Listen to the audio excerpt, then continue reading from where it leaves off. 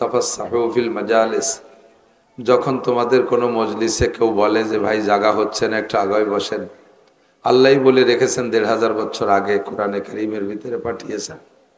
যখন তোমাদের বলা হয় যে কোনো মজলিসে জায়গা হচ্ছে না, একটু আগাইয়া কেউরে জায়গা করে দেন, আল্লাহ কয় ফাফসাহু, যদি তোমাদের কেউ বলে জায়গা করে দিতে তাহলে তুমি জায়গাটা করে দাও, একটু আগায় বসে জায়গা করে দাও। আপনি আল্লাহর কাছে বলবেন, আল্লাহ আমি সেই মাগরিবের পরের থেকে আইসে দেখে শুনে ভালো জায়গা বসছি, আর এখন এই হুজুররা টেনি টুনি আমার সাধারণ জায়গা নেবে, আমার ভালো জায়গা ছেড়ে দিয়ে আমারে কি দিবা কও, তাহলে বুঝে শুনে সেইভাবে ছাড়বো।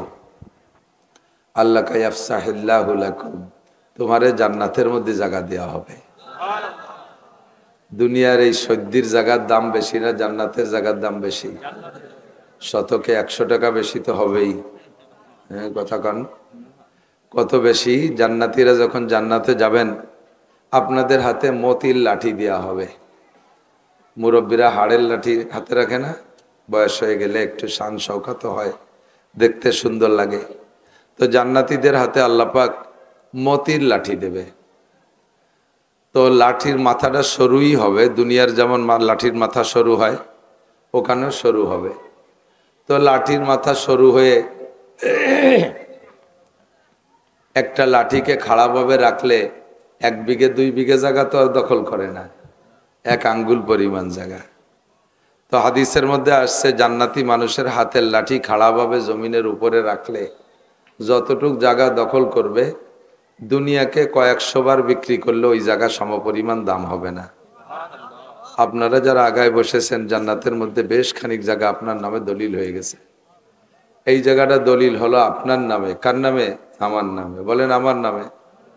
তা বসবাস করবে Haripada, Gour Gobinda, Netanyahu, Joe Biden, Donald Trump, Narendra Modi, Aung San Suu Kyi, এই সাড়াল বাঙ্গাল কেউরে ওর মধ্যে জায়গা দেবে না। জায়গা আপনার জায়গা, আপনিই থাকবেন। ঠিক কি ঠিক না?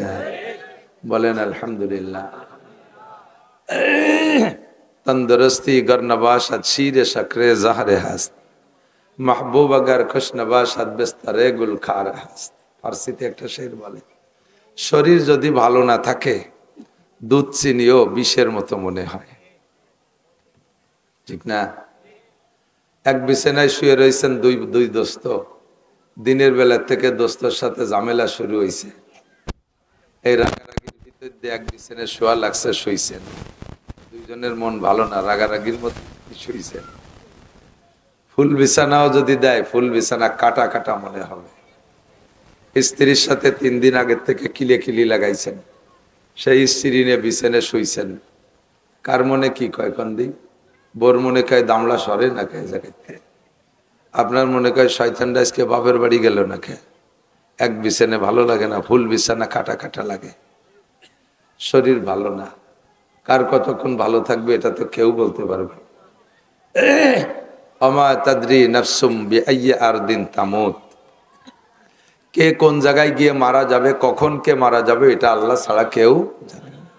অমা তাদরি নাফসুম মাযা তাকসিবু গদা, একটু পরে কে কি ইনকাম করব, কে কি খাবো এটাও কেউ বলতে, ঠিক কিনা? সুস্থ শরীরে সব দাওয়াতগুলো রাখি, মাহফিলের দাওয়াত রেখে কর্তৃপক্ষ দোয়া করে আমাদের জন্য, আল্লাহ যেন হুজুর সুস্থভাবে আসে। সত্যই মাহফিলে এত পরিশ্রম। দেখেন এখন গা ভিতরে গরম, কিন্তু বিশাল গরম লাগতেছে, অথচ ফ্যান চালাইতে পারতেছি না। ফ্যান চালাইলেই গলাটা আরো বসে যাবে। এই কষ্ট সয়ে নিয়েই কথা বলা লাগবে। রাতভর গাড়িতে বগুড়ার থেকে বগুড়ার সোনাতলা, বগুড়ার থেকে আরো অনেক দূর, মহাস্থানগড়ের থেকে ওই পাশে সোনাতলা থানা। মাহফিল শেষ করে রাত 11:30টায় রওনা দিয়েছি, বাড়ি আসছি সকাল 7:30টায়। নিজের গাড়ি, ভালো গাড়ি, সারা রাত গাড়ি চলছে। আসার পরেই একের পর এক লোকজন, মাদ্রাসার মাহফিলের কাজ চলতেছে। এই কারগুজারি শোনার জন্য আপনারা আসেন নাই। অসুস্থতাই তাই একটু দুর্বলতা ব্যক্ত করার জন্য বলছি। এমন করে প্রত্যেকটা রাত কতক্ষণ ভালো থাকা যায়? শরীরে তো সুস্থ হওয়ার জন্য ঔষধ খাই, ঔষধের কাজ করার জন্য একটা সুযোগ দিতে হবে না? ঔষধও কাজ করার সুযোগ পাচ্ছে না। তার ভিতর দিয়ে সাধ্য অনুযায়ী চেষ্টা করি, যতক্ষণ বেঁচে আছি, জীবনে শ্বাস আছে, সরকারি বাধা, প্রাকৃতিক দুর্যোগ না থাকলে আমি সাধ্য অনুযায়ী মাহফিল অ্যাটেন্ড করি এবং আগে আগে আসার চেষ্টা করি। আমি আসর পড়ছি, এখানে এসে আসর পড়ছি আলহামদুলিল্লাহ। বিগত সময়ে আসছি, সে সময় এসে পরিবেশ যা পেয়েছি আজকে তার চেয়ে অনেক ভালো পাচ্ছি। বড় একটা মসজিদ দেখে কলিজা ঠান্ডা হয়ে গেছে। মোমেনের মসজিদ দেখলে ভালো লাগে, কথা কন না কে? মসজিদটা দেখে ভালো লাগছে, তখন নিজেকে আমি সার্টিফিকেট দিলাম, তাহলে আমি মোমেন। কারণ আল্লাহ পাক বলেন, ইন্নামা ইয়ামুরু মাসাজিদাল্লাহি মান আমানা বিল্লাহ। মসজিদ আবাদ করে, মসজিদ নির্মাণ করে, মসজিদের খেদমত করে, মসজিদে যাতায়াত করে, মসজিদ দেখলে দোয়া পড়ে, মসজিদ দেখলে খুশি হয়। এরা কারা? ইয়ামুরু মাসাজিদাল্লাহি মান আমানা বিল্লাহ, যারা ঈমানদার। বলেন যারা। মন্দির দেখলে আপনাদের খুশি লাগে না? গির্জা দেখলে, প্যাগোডা দেখলে খুশি লাগে? মসজিদ দেখলে ভালো লাগে কি লাগে না? নামাজ যদি নাও পড়েন মুসলমানের সন্তান, মসজিদ দেখলে ভালো লাগে, ঠিক না? কাজে আপনারা সবাই মোমেন, বলেন আলহামদুলিল্লাহ। মোমেন। এই পাশে পোলাপানে খুব ক্যাসর মেসর করতেছি, এগে একটু ঠেকা। এই ছোটরা সর, এই যে লাঠি নিয়ে গেল বাইরে বেনে দেশ, তাড়াতাড়ি সারি সার।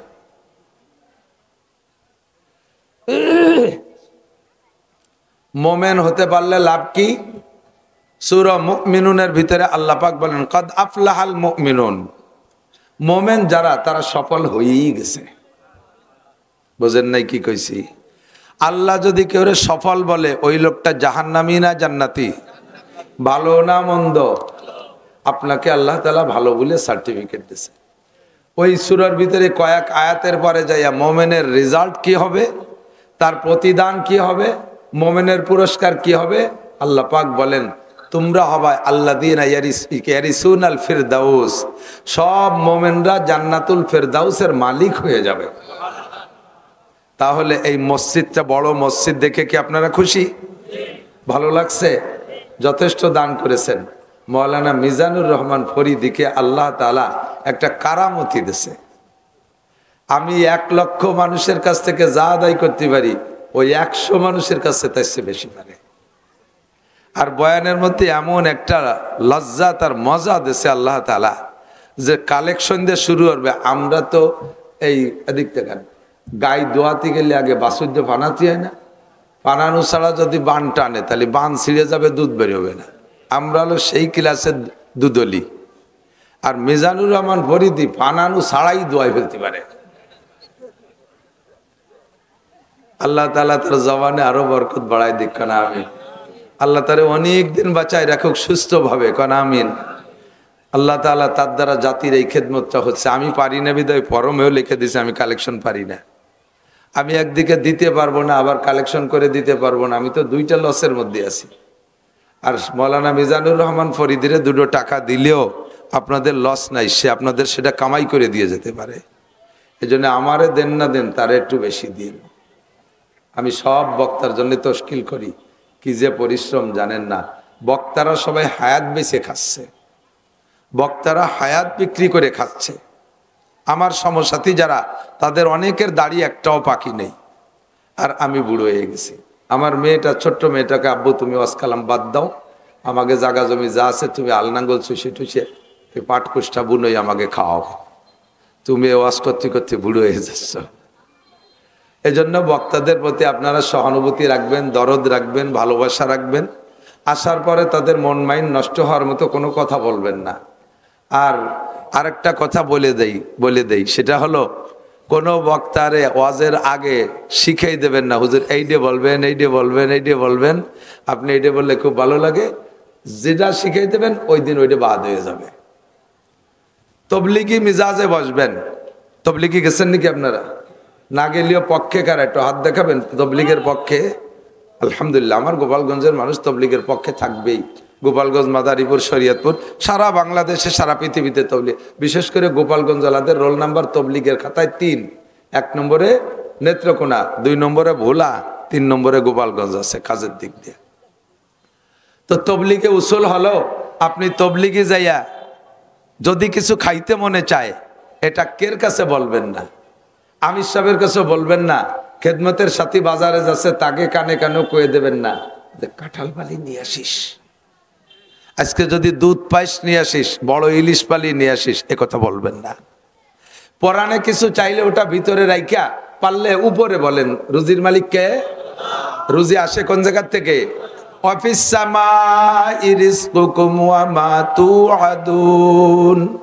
আসমান থেকে রুজি আসে, কাজে রুজি যার থেকে আসে তার কাছে বলো, ব্যক্ত করবা না। ফকরে খুদরা পে সে কাজ পায় দামাকুন, নিজের কোনো চাহিদার অভাব মানুষের কাছে ব্যক্ত করবা না, ভিতরে রাখো। তাহলে দেখবেন মনে উঠছে, এই মনে উঠা অনুযায়ী ওয়ালাকুম ফিহা মা তাশতাহি আনফুসুকুম, জান্নাতের মতো মনে যা কল্পনা করবেন তা আল্লাহ পাক পৌঁছে দেবে জান্নাতের মধ্যে। কন্যা সুবহানাল্লাহ। আপনি তবলিগে যাইয়া এরকম মনের কথাটা, মনে কিছু খাবারের চাহিদা হলে ওটা ব্যক্ত করবেন না, দেখবেন চলে আসছে। বলবেন তো আর পাবেনই না। এটা আমি জানতাম না। তবলিগে যখন প্রথম গেছি, বেশ কয়েকদিন থাকার পরে দুধ খাইতে মনে চাচ্ছে। ওই এলাকায়, যে এলাকায় গেছি সেই এলাকায় দুধ আসে বাজারে বিকেলে বাজারে, আর আমাদের এদিকে আসে হলো সকালে বাজারে। বিকেলে বাজারে দুধ আসে। খেদমতের সাথীকে বললাম, ভাই দুধ খাইতে মনে চাচ্ছে, বাজারে দুধ পাইলে নিয়ে আসেন। তো ওরা আমার জুনিয়র, আমার অনেক মহব্বত করে। আমি বড় হুজুর দুধের কথা বলছি, ওরা এক বাজারে গেছে দুধ পাই নেই, খবর পেয়ে আর এক বাজারে গেছে সেখানে দুধ পাই নেই। বিকেলে বাজার ঘুরতে ঘুরতে রাত 8টা পর্যন্ত দুধ কোনো জায়গা পাই নেই। আল্লাহ। পরে আমির সব কয় যে হুজুর এই তবলিগি থেকে এইরকম কইলে পাওয়া যায় না, না কয়ে চুপ করে থাকলে সময় মতো পাওয়া যায়। এর কয়েকদিন পর পরানে চাচ্ছে কাঁঠাল, এখন কি এরি, তা তো না করলে তো কিনা হবে না। কাঁঠাল খাইতে মনে চাচ্ছে, সিজন প্রায় শেষ, তারপরও একেবারে কেমটি। এই আদম আলাইহিস সালাম কি সাধারণ আইলিও নাংলা কৃষক পাবলিক? উনি কি IABMA ডাক্তার ইঞ্জিনিয়ার? উনি বহুত বড়। এই ছোটরা, তোমাকে যার যার যার দরকার যাই হলো, আর উঠলি কিন্তু খবর আছে, যা যা যা তাড়াতাড়ি গেলি যা, ওরে যাত্রী দেন। তুই দি স্কুলিতে আইছিস নাকি? প্রাইভেট পড়তে গেছিল, ভালো ছেলে। আল্লাহ। তো আদম আলাইহিস সালাতু ওয়াস সালামকে বানাবেন কিসসা গুড়ার থেকে অনেক, সেগুলো জানেন, বলবো না, যেটুক বলবো বলে নিয়ত করছি। ফেরেশতারা মৌন অসমর্থন জানাইছিলেন। ফেরেশতারা এর আগে এই দুনিয়া তো ফেরেশতারা পরিচালনা করে আসতেছে, খেদমতের দায়িত্ব পালন করে আসতেছে, সর্বকালে উন্ডাই ভলেন্টিয়ার। তো জিনরা ছিল এই জগতে লক্ষ লক্ষ বছর। জিনরা এমনি জাতিগতভাবে আগুনের তৈরি, আর আগুন একটা উচ্ছৃঙ্খল পদার্থ, যাতে লাগাই দেয় চারে বুড়িয়ে ছাই বানায় ফেলে, খেয়ানত করে, আগুনের স্বভাব।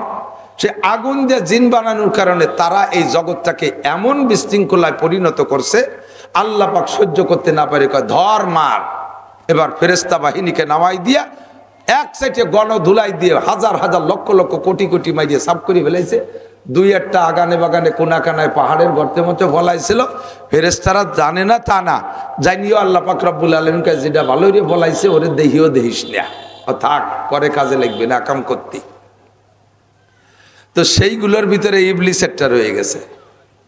ফেরেশতাদের এই জিনদের এই হালাত দেখা পরবর্তীতে আল্লাহ যখন মানুষ বানানোর প্রস্তাব দিলেন, তখন ফেরেশতারা কয় আতাজআলু ফিহা মাইয়ুফসিদু ফিহা ওয়া ইয়াসফিকুদ দিমা। এই জিনরা যা করছে তো চোখের সামনে দেখছি, পরে যাদেরকে বানাবা তারা কি আবার এমন কোন জাতি উচ্ছৃঙ্খলা করবে, বিশৃঙ্খলা করবে, খুনোখুনি করবে, আধা হাত জাগার জন্য লক্ষ লক্ষ কোটি কোটি টাকা কোর্ট কাছারি আদালত ফৌজদের রীতি নষ্ট করবে, স্বামীতে স্ত্রীরে জবই দেবে, স্ত্রীতে স্বামীরে ফাঁসি দিয়ে মারবে, মা আকাম করে ধরা পড়ছে ছেলেদের হাতে, ছোট বাচ্চারা দেখে ফেলাইছে বিদায় মাতে সেই বাচ্চারে মারিয়ে ফেলাই দেবে, এইরকম আকাম করা পাল্টি তুমি আবার বানাবা নাকি? আল্লাহ পাক বলেন ইন্নী আ'লামু মা লা তা'লামুন, আমি যা জানি তা তোমরা জানো না। এই কয়ে ফেরেশতাদেরকে থামাই দিয়া ফাখালাকাল্লাহু আদামা, সর্বপ্রথম মানুষটা বানাইলেন আদম আলাইহিস সালামকে। বিয়াদাইহা আল্লাহ তাআলা, বিয়াদাইহে আল্লাহ তাআলা তার নিজ কুদরতে হাত দিয়ে আদম আলাইহিস সালামের মাথাটা তৈরি করেছেন। ফেরেশতাদেরকে একটা খাকা একটা স্ট্রাকচার দিয়েছে, এইভাবে মাটি দিয়ে গলার নিচের টুক বানাও। ফেরেশতারা নিচের টুক বানায়, আল্লাহ আদমকে এইটুক এখনো পর্যন্ত মাথা সম্পর্কে ফেরেশতাদের অভিজ্ঞতা নাই। আল্লাহ কয় আদম যদি ওইটুক হয় তা কথা কবে কি দেশে? স্পিকার কো, হেডলাইট চোখ তাকো দেখবে কি দিয়ে, শুনবে সেই ইয়ারফোন কো, কান কো। কয় তা কিভাবে বানাতে হবে? কয় যে এই পাশে অল্প জায়গার মধ্যে এই আসল পার্টসগুলো বানাইতে হবে, এটা তোমরা পারবা না, ওইটুকু আমি নিজে হাতে বানাই। আল্লাহ পাক নিজ হাতে আদম আলাইহিস সালামের গলার উপরের টুক বানাইছে। তো আদমের গলার উপরের টুক বানাইছে মানে আমার আপনার সকলের গলার উপরের টুকে আল্লাহ নিজ কুদরতে হাত দিয়ে তৈরি করেছেন। বলেন আলহামদুলিল্লাহ, আলহামদুলিল্লাহ। তাহলে এবার জানতে পারলাম আমাদের সর্বপ্রথম মানুষটার নাম আদম আলাইহিস সালাম। ফেরেশতারা যে মৌন নিষেধ করেছিলেন আর আল্লাহ পাক তার ইচ্ছা মতো বানাইলেন, এবার আল্লাহ পাক ফেরেশতাদের চাইতে আদমের সম্মান বেশি প্রদর্শন করার জন্য আদম আলাইহিস সালামকে উপস্থিত কইরা কিয়ামত পর্যন্ত যত আসবাব দুনিয়ায় মানুষে আবিষ্কার করবে, এই মোবাইল তো আদম আলাইহিস সালামের সময় ছিল না, মাইক ছিল না, লাইট ছিল না, কারেন্ট ছিল না, কত কিছুই ছিল না, একেবারে সাদা মাঠ, কিচ্ছুই ছিল না। সমস্ত আসবাবকে আল্লাহ তাআলা আদম আলাইহিস সালামের পাশে এনে দিয়ে একদিকে ফেরেশতারা বসা আর একদিকে আদম আলাইহিস সালাম বসা। আল্লাহ পাক আদম আলাইহিস সালামকে আগে বললেন, ফেরেশতাদেরকে পরে। আম্বিনি বিআসমাই হাউলাই, আদম তুমি এই সবগুলোর নাম কও তো। আদম আলাইহিস সালাম বলা শুরু করলেন, হাজা শামস, হাজা কমার, হাজা আসসামা, হাজা আরদ, হাজা সাজার, হাজা সামাক। এই একে একে ওই যে সূর্য, ওই যে চন্দ্র, ওই যে তারা, ওই যে আসমান, এই যে জমিন, এই যে গাছ, এই যে আম, এই যে কাঁঠাল, এই যে লিচু, এই যে বেদানা, একে একে বলতে বলতে হাত্তাল ফুসুয়াতাল ফুসিয়া আল কুসুয়াতাল কুসিয়া বলতে বলতে সব বলে লাস্ট ফিনিশিং যে দুটো বলছে তাফসীরের ভিতরে লেখছে, এমন কি বলতে বলতে ছোট চামচ, ছোট পেয়ালা 10 মাইল, 10 মাইল চেনেন? আড়িবাতিল মাঝে যে পরিষ্কার আমাকে গোপালগঞ্জে বাংলা কইছে 10 মাইল। এ 10 মাইলের নামও কইছে, শেষে কি কইছে? অল ফুসুয়াতে আল ফুসিয়া, ঠাসপাদ আর ফুসপাদ, এ দুটির নামও কইছে। জোরে বাইসাল্লি কারে তারে কয় ফুসুয়া, আর ছোট করে সাল্লি ফুসিয়া, এও কয়ে ফেলাইছে। তো আদম আলাইহিস সালাম একবার রিভাইজ দিয়েছে, এবার ফেরেশতারা শুনছে না। আদম তো এর আগে কোনোদিন শোনে নাই। এবার আল্লাহ পাক ফেরেশতাদেরকে বলেন, আম্বিউনি বিআসমাই হাউলা, এবার তোমরা কও, সবগুলোর নাম কও। ফেরেশতারা একদিন দিয়ে শুনছে আর একদিন দিয়ে ভুলে গেছে, একটারও মনে নাই। জিবরাইল পর্যন্ত ওই জায়গা উপস্থিত, যিনি 104 খানা আসমানি কিতাবের আলেম, উনিও জায়গা উপস্থিত। সবাই মিলে এক বাক্যে বললেন, সুবহানাকা লা ইলমা লানা ইল্লা মা আল্লামতানা ইন্নাকা আনতাল আলিমুল হাকিম। কৌশলী জবাব। ফেরেশতারা এই কথার মাধ্যমে কি কইছে জানেন? স্বাভাবিক তরজমা, আল্লাহ আমরা তো অতটুক জানি, যতটুক তুমি জানাইছো, তার বেশি জানি না, কথা তো তাই। কিন্তু ভিতর যে চিকুন একটা খুসা দিয়ে দিয়েছে আল্লাহরে, যে খুসাটা এবার বেয়াদবি হইলে আদব হইছে। সেটা কি? তুমি আদমরে আলাদা করে পড়াইয়া মুখস্থ করে আইনিয়া এ জায়গার টেপ রেকর্ড ছাড়িয়ে দিয়েছো, সে কয়ে ফেলাইছে। আমাকে তো সেভাবে বলাও নাই, আমরা জানবো কি রে?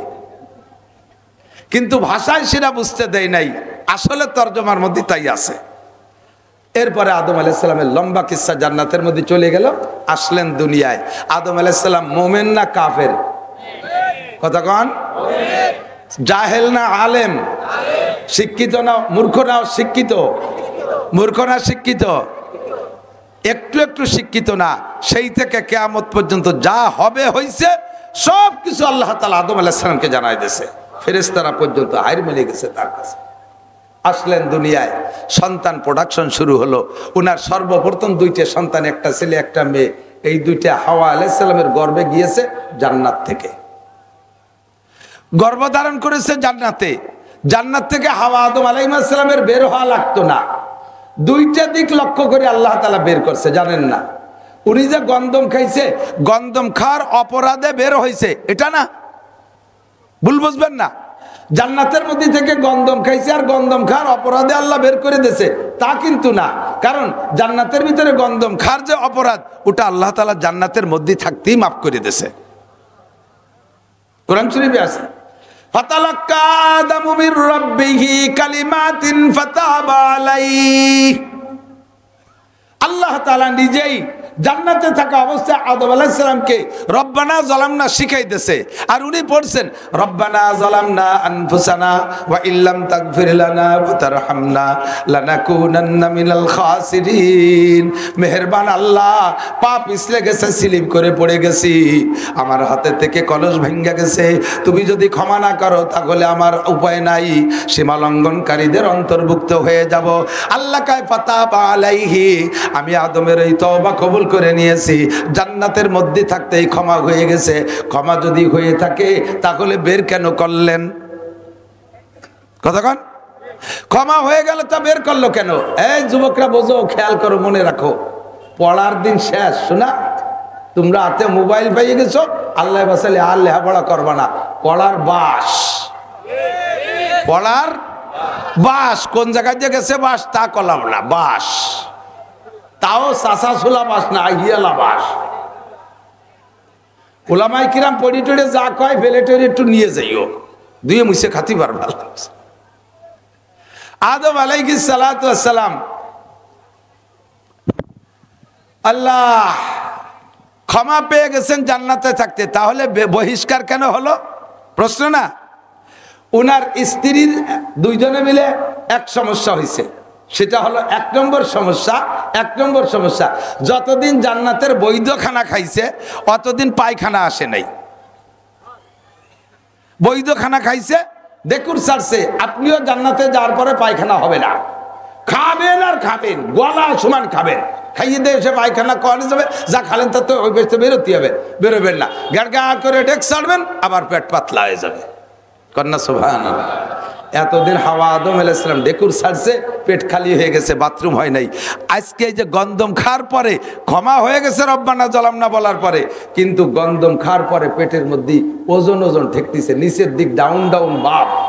জিবরাইল ডেকে কয়, ভাই কেমন যেন ঠেকতেছে, পায়খানা বাপ, জান্নাতের মধ্যে বাথরুম কোন দিক? কয় না, জান্নাতের মধ্যে তো বাথরুম নেই, কত জায়গা করছেন দেখছেন নি কোনো জায়গা? কয় তেমন কি রি? জিবরিল আলাইহিস সালাম আল্লাহকে বললেন, আল্লাহ তোমার আদমের বাথরুম আসছে, জান্নাতের মধ্যে তো বাথরুম নেই, যাবে কোথায়? কয় যে বাথরুম হলো জান্নাতের মধ্যে বাথরুম নাই, দুনিয়া নামক একটা বাথরুম আছে, ওই জায়গায় যে পায়খানা করে চলে আসতে হবে। এই বাথরুম করতে দুনিয়ায় পাঠাইছে। দুনিয়া আদম আলাইহিস সালামের পায়খানা, এক নম্বর। দুই নম্বর, জান্নাতের ভিতরে নারীদের ডেলিভারি হবে না, জান্নাতের মধ্যে নারীদের ডেলিভারি হবে না, বাচ্চা গর্ভধারণ করবে না। হাওয়া আলাইহিস সালাম প্রথম দুইটা সন্তান এদেরকে গর্ভধারণ করছে জান্নাতের মধ্যে। সিস্টেম জান্নাতের মধ্যে ডেলিভারি হবে না, তখন বাচ্চা ডেলিভারি করবে কোন জায়গায়? দুনিয়া নামক একটা ক্লিনিক আছে, ওই জায়গাতে বাচ্চা ডেলিভারি দিয়ে তারপরে আবার চলে এসো। এই জন্য দুনিয়া আসছেন, প্রথম দুইটা সন্তান পেটে নিয়ে আসছেন জান্নাত থেকে, আসার পরে দুনিয়া ডেলিভারি, একটা ছেলে একটা মেয়ে, একটা ছেলে একটা মেয়ে, পরবর্তীতে আরেক জোড়া, এভাবে আরেক জোড়া, এমন করে 125 জোড়া সন্তান হাওয়া আলাইহিস সালাম ডেলিভারি করেছেন। আদম আলাইহিস সালামের সন্তান 125 জোড়া, অর্থাৎ 125 দুগুণী কত? 250 সন্তান নিজের ঔরসের থেকে দেখছেন। বিবাহের পদ্ধতি, এ পক্ষের ছেলে এই জোড়ার ছেলে, ওই জোড়ার মেয়ে, কারণ আর তো মানুষ নাই যে এই গ্রামের ছেলে ওই গ্রামের মাইয়া, সে গ্রামই তো নাই, উনাই তো এক বাড়ির মানুষ সব। এই জন্য এ পক্ষের ছেলে ওই এই জোড়ার ছেলে ওই জোড়ার মেয়ে, এভাবে বিয়ে দিয়া দিই। এই জোড়া বন্টন করতে যাইয়া হাবিল আর কাবিলের যে কিসসা শুনছেন, হাবিলের সাথে যে মেয়েটা হয়েছে, মেয়েটা বড় সুন্দর সুদর্শন, ভুল বলছি, এটা হয়েছে কালো। হাবিলির সাথে যে মেয়েটা হয়েছে এটাতে একেবারে কালো, ওই হাফসি বাল্টি আর কি। আর কাবিলির সাথে যে মেয়েটা হয়েছে এইটা হয়েছে বিশ্ব সুন্দরী। কাবিলির সাথে যে মেয়েটা হয়েছে এইটা পাবে হাবিল। আর হাবিলির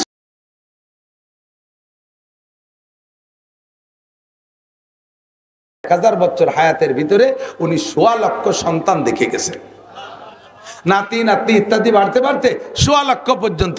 এই 1.25 লক্ষের ভিতরে 1.25 লক্ষ সবই মুসলমান, একজনও কাফের না, সব মোমেন। এই 1000 বছর পরে আদম আলাইহিস সালামের ইন্তেকালের পরে নবী আসতেন, প্রথম নবী শীস আলাইহিস সালাম। এরপরে নবী আসছে মাহলাইল আলাইহিস সালাম, এই আদম আলাইহিস সালামের সন্তানদের ভিতরে। তখন দুনিয়ায় একজনও কাফের নাই, সব মোমেন আর মোমেন, মুসলমান আর মুসলমান। আর আদম আলাইহিস সালামও মুসলমান।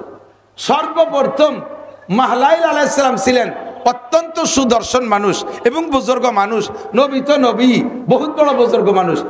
এনার ভক্তবৃন্দ যারা ছিল ওনার কাছে হাদিয়া তোহফা ইত্যাদি আনতেন। বছরে 1-2 বার ওনার ওখানে বিশাল ইস্তেমা হইতো।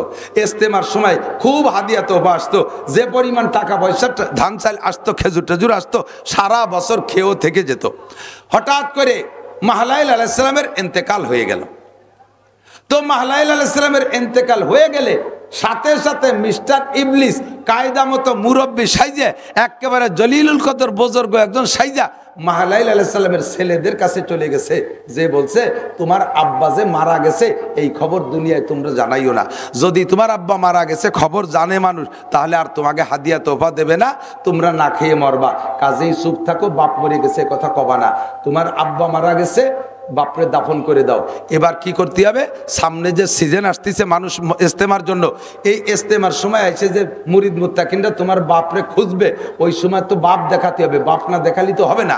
তাহলে কি করা যায়, তোমার বাপের স্থানে আমি দেখাই দিচ্ছি। ওই মুরব্বী বলতেছে আমি বিশ্ব ইঞ্জিনিয়ার, আমেরিকা থেকে পড়ে আসছি, আমি আন্তর্জাতিক খ্যাতি সম্পন্ন বিজ্ঞানী, আমি দেখাই দিচ্ছি কোন কই কায়দায় বানালে হুবহু তোমার বাপের মতো একটা মূর্তি বানাইয়া এই জায়গায় বসায় রাখা যায়। তোমার আব্বা যেভাবে চেয়ারে বসতো ওইভাবে বসায় রাখবা, আমি বানাই দিচ্ছি। দেখে দেখাই দেশে, আর সন্তানটা সাদা একটা বাপের চেহারার মতো সুন্দর একটা পাথর আইনা কাটিয়ে কাটিয়ে কাটিয়ে কাটিয়ে সুন্দর করে বাপের মূর্তি বানাইছে। এই ইবলিসই দেখাই দিছে, চেয়ারে বসায় দিছে, যুব্য গায়ে, মাথায় পাগড়ি, সুন্দর করে চশমা টশমা যেভাবে লাগানোর দরকার লাগাই টাকায় বসাই দিছে। এখন সিজনে ইস্তেমার সময় মুরিদ মুত্তাকিনরা আসতেছে, আইসে তো বিগত বছর মুসাফা করছে, মুসাফার মধ্যে টাকা দিছে, এবারও তো তাই দেবে। এখন ওই জায়গায় শয়তানে বলে দিছে এবার কেউ সাক্ষাৎ করতে দিবা না। খুব খেয়াল, শয়তান ইন্নাহু লাকুম আদুউম মুবিন। আব্বা যে আদম আলাইহিস সালামের জান্নাত থেকে বের করছে, আর দুনিয়ায় মূর্তি পূজার সূচনা কিভাবে করে দেখেন। এবার মাহলাইল আলাইহিস সালামের মূর্তি বানাইয়া সুন্দর করে বসাই দিয়ে মুরিদ মুত্তাকিনদেরকে দাওয়াত দিয়েছে, আসো মাহলাইলের সাথে ইস্তেমা। ওই শয়তানি এবার এলান করে বেড়াইছে, ও পোস্টারিং মাইকিং হ্যান্ডেলিং সবও করে বেড়াইছে। লোকজন আসছে, বহুত লোক আসছে। আসার পর এখন মাহলাইলের সাথে মুসাফা করবে। ও গেটে থেকে বলছে হুজুর এবার খুব অসুস্থ, হুজুর ক্লান্ত, হুজুরের সাথে মুসাফা করা যাবে না, আগামী বর্ষে মুসাফা করবা। এই জায়গা তোমরা হাদিয়া রেখে যাও, হুজুর খুশি হবে। হুজুরের কাছে মুসাফা করলে হুজুর হলো ক্লান্ত হবে, বদদোয়া দেবে। এই কয়ে কয়ে মানুষদেরকে বিদায় দিছে, হাদিয়ার টাকা সব গোছায় গোছায় রাখছে, এখানে জমা করছে। মাহফিল শেষ, ইস্তেমা শেষ, লোকজন চলে গেছে। এবার শয়তানে যাইয়া সারা দুনিয়ায় ভিন্ন প্রচার দিছে, এই ভিন্ন রূপ ধারণ করে। আগে তো ওই দিন পিসাব সেজে গেছে, হুজুরের খলিফা সেজে বসছে, আর আজকে অন্য রূপ ধারণ করে বলছে এই মাহলাইল গত বছর এই তারিখে মারা গেছে, তার ছেলেরা ওই জায়গা মূর্তি একটা বানাইয়া সেই জায়গা বাপ সাজাইয়া জামা কাপড় পরায় বসাই তুইছে, তাই তোকে মুসাফা করতে দেয়নি, তাই তোকে মুসাফা করতে দেয়নি। কি কয়, হুজুর মারা গেছে আর আমাকে দেখা করতে দেই নেই, এভাবে মূর্তি বানাই আমাকে কালেকশন করছে। এরপরে নিজে নিজে দেখছে যে যদি এরকম ঘটনা ঘটে তাহলে তো জায়গার কেউ যাবে না, তাদেরকে আবার ভিন্ন ভিন্ন বাড়ি বাড়ি যে তশকিল করছে। আরে মানুষ তো মরেই যাবে, আদম আলাইহিস সালাম গেছে, শীস আলাইহিস সালাম গেছে, কত মানুষ চলে গেছে, আরো তোমরাও মরবা, মাহলাইলও মরছে, তাতে মন খারাপের দরকার নেই। একটা মূর্তি বানাইছে, তারে দেখলেই তো তোমাদের মাহলাইলের কথা মনে পড়ে, কাজে ও জায়গা মাহলাইলের প্রতি অনাস্থার দরকার নেই। তবে একটা কাজ করতে পারো, যেহেতু অরিজিনাল মাহলাইল মারা গেছে আর মাহলাইলের স্থানে মূর্তিরে তোমরাই সম্মান করতেছো, তাহলে ও জায়গা যাইয়ে মাহলাইল বা সেই মাহলাইল যে শ্রদ্ধা না করে তোমরা প্রত্যেকে বাড়ি একটা মাহলাইল বানায় নাও, প্রত্যেকের বাড়ি একটা মাহলাইল বানায় নাও। সবাই দেখছেন যে সুন্দর কথাই তো কইছে, তা মূর্তি মাহলাইলের শ্রদ্ধা করতে তাকে বাড়ি যাবো কে, তাহলে আমরা একটা বানাই। এই শুরু হলো মাহলাইল বানানো। দুনিয়ায় সর্বপ্রথম মূর্তি পূজার সূচনা এখান থেকে শুরু হয়ে গেছে। এরপরে শয়তান মন্দির টন্দির বানাইয়া বিভিন্ন যে বড়রা যখন মারা যায় তাদের একটা মূর্তি বানাইয়া এই পুজোর সিস্টেম তৈরি করেছে। সর্বপ্রথম আদম আলাইহিস সালাম আমাদের আব্বাজি, ওনার থেকে নিয়ে 1000 বছরের ভিতরে পৃথিবীতে কোনো মূর্তি পূজা ছিল না। কথা বলেন ঠিক ঠিক না? ও দোস্ত, আমাদের আল্লাহর কোনো রূপরেখা আমরা জানি না যে তার একটা মূর্তি বানায় আমাদের পূজা করতে হবে।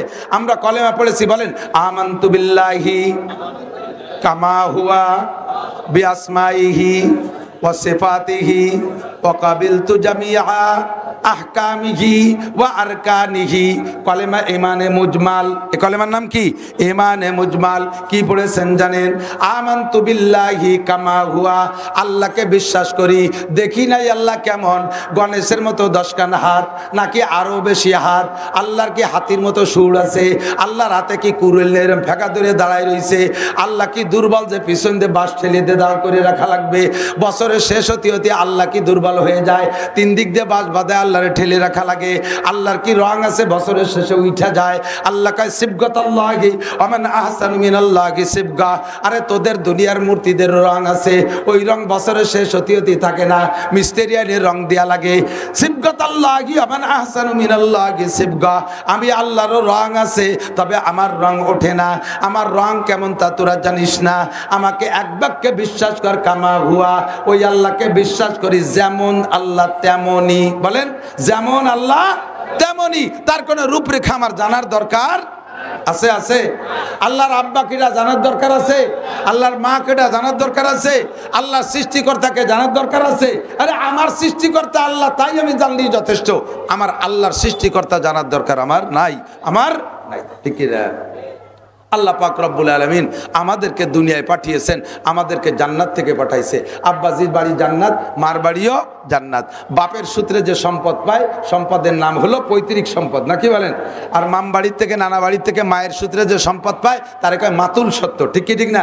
তাহলে আব্বাজির বাড়িও জান্নাত, মার বাড়িও জান্নাত, আমাদের পৈতৃক সম্পদও জান্নাত, মাতুল সত্য জান্নাত। আর পৈতৃক সত্য আর মাতুল সত্য উভয়টারই ওয়ারিস হয় সন্তানরা, কাজে আমাদের মূল বাড়ি কোথায়? জান্নাতে। ঠিক কি না? এই জান্নাতে যাওয়ার জন্য আল্লাহ পাক রব্বুল আলামিন দুনিয়ার থেকে জান্নাত কামাই করে নেওয়ার জন্য আমাদেরকে পরামর্শ দিয়েছে। দুনিয়ার থেকে কামাই করে, ভাই আমার দিক তাকান, দুনিয়ার থেকে কামাই করে নিতে হবে। এখন কামাই করব কোন ভাবে, কি পদ্ধতিতে, এইটা তো আমার জানা নাই। ইচ্ছে মতো মন গড়া আমি দুনিয়া জান্নাত কামাই করার সিস্টেম তৈরি করলাম, অরিজিনাল ওইটা সিস্টেম না, তাহলে আমার হবে না। কাজেই জান্নাত কামাই করার জন্য পদ্ধতি যেটা, এর এলেম আমাকে শিখতে হবে। কথা কয় না?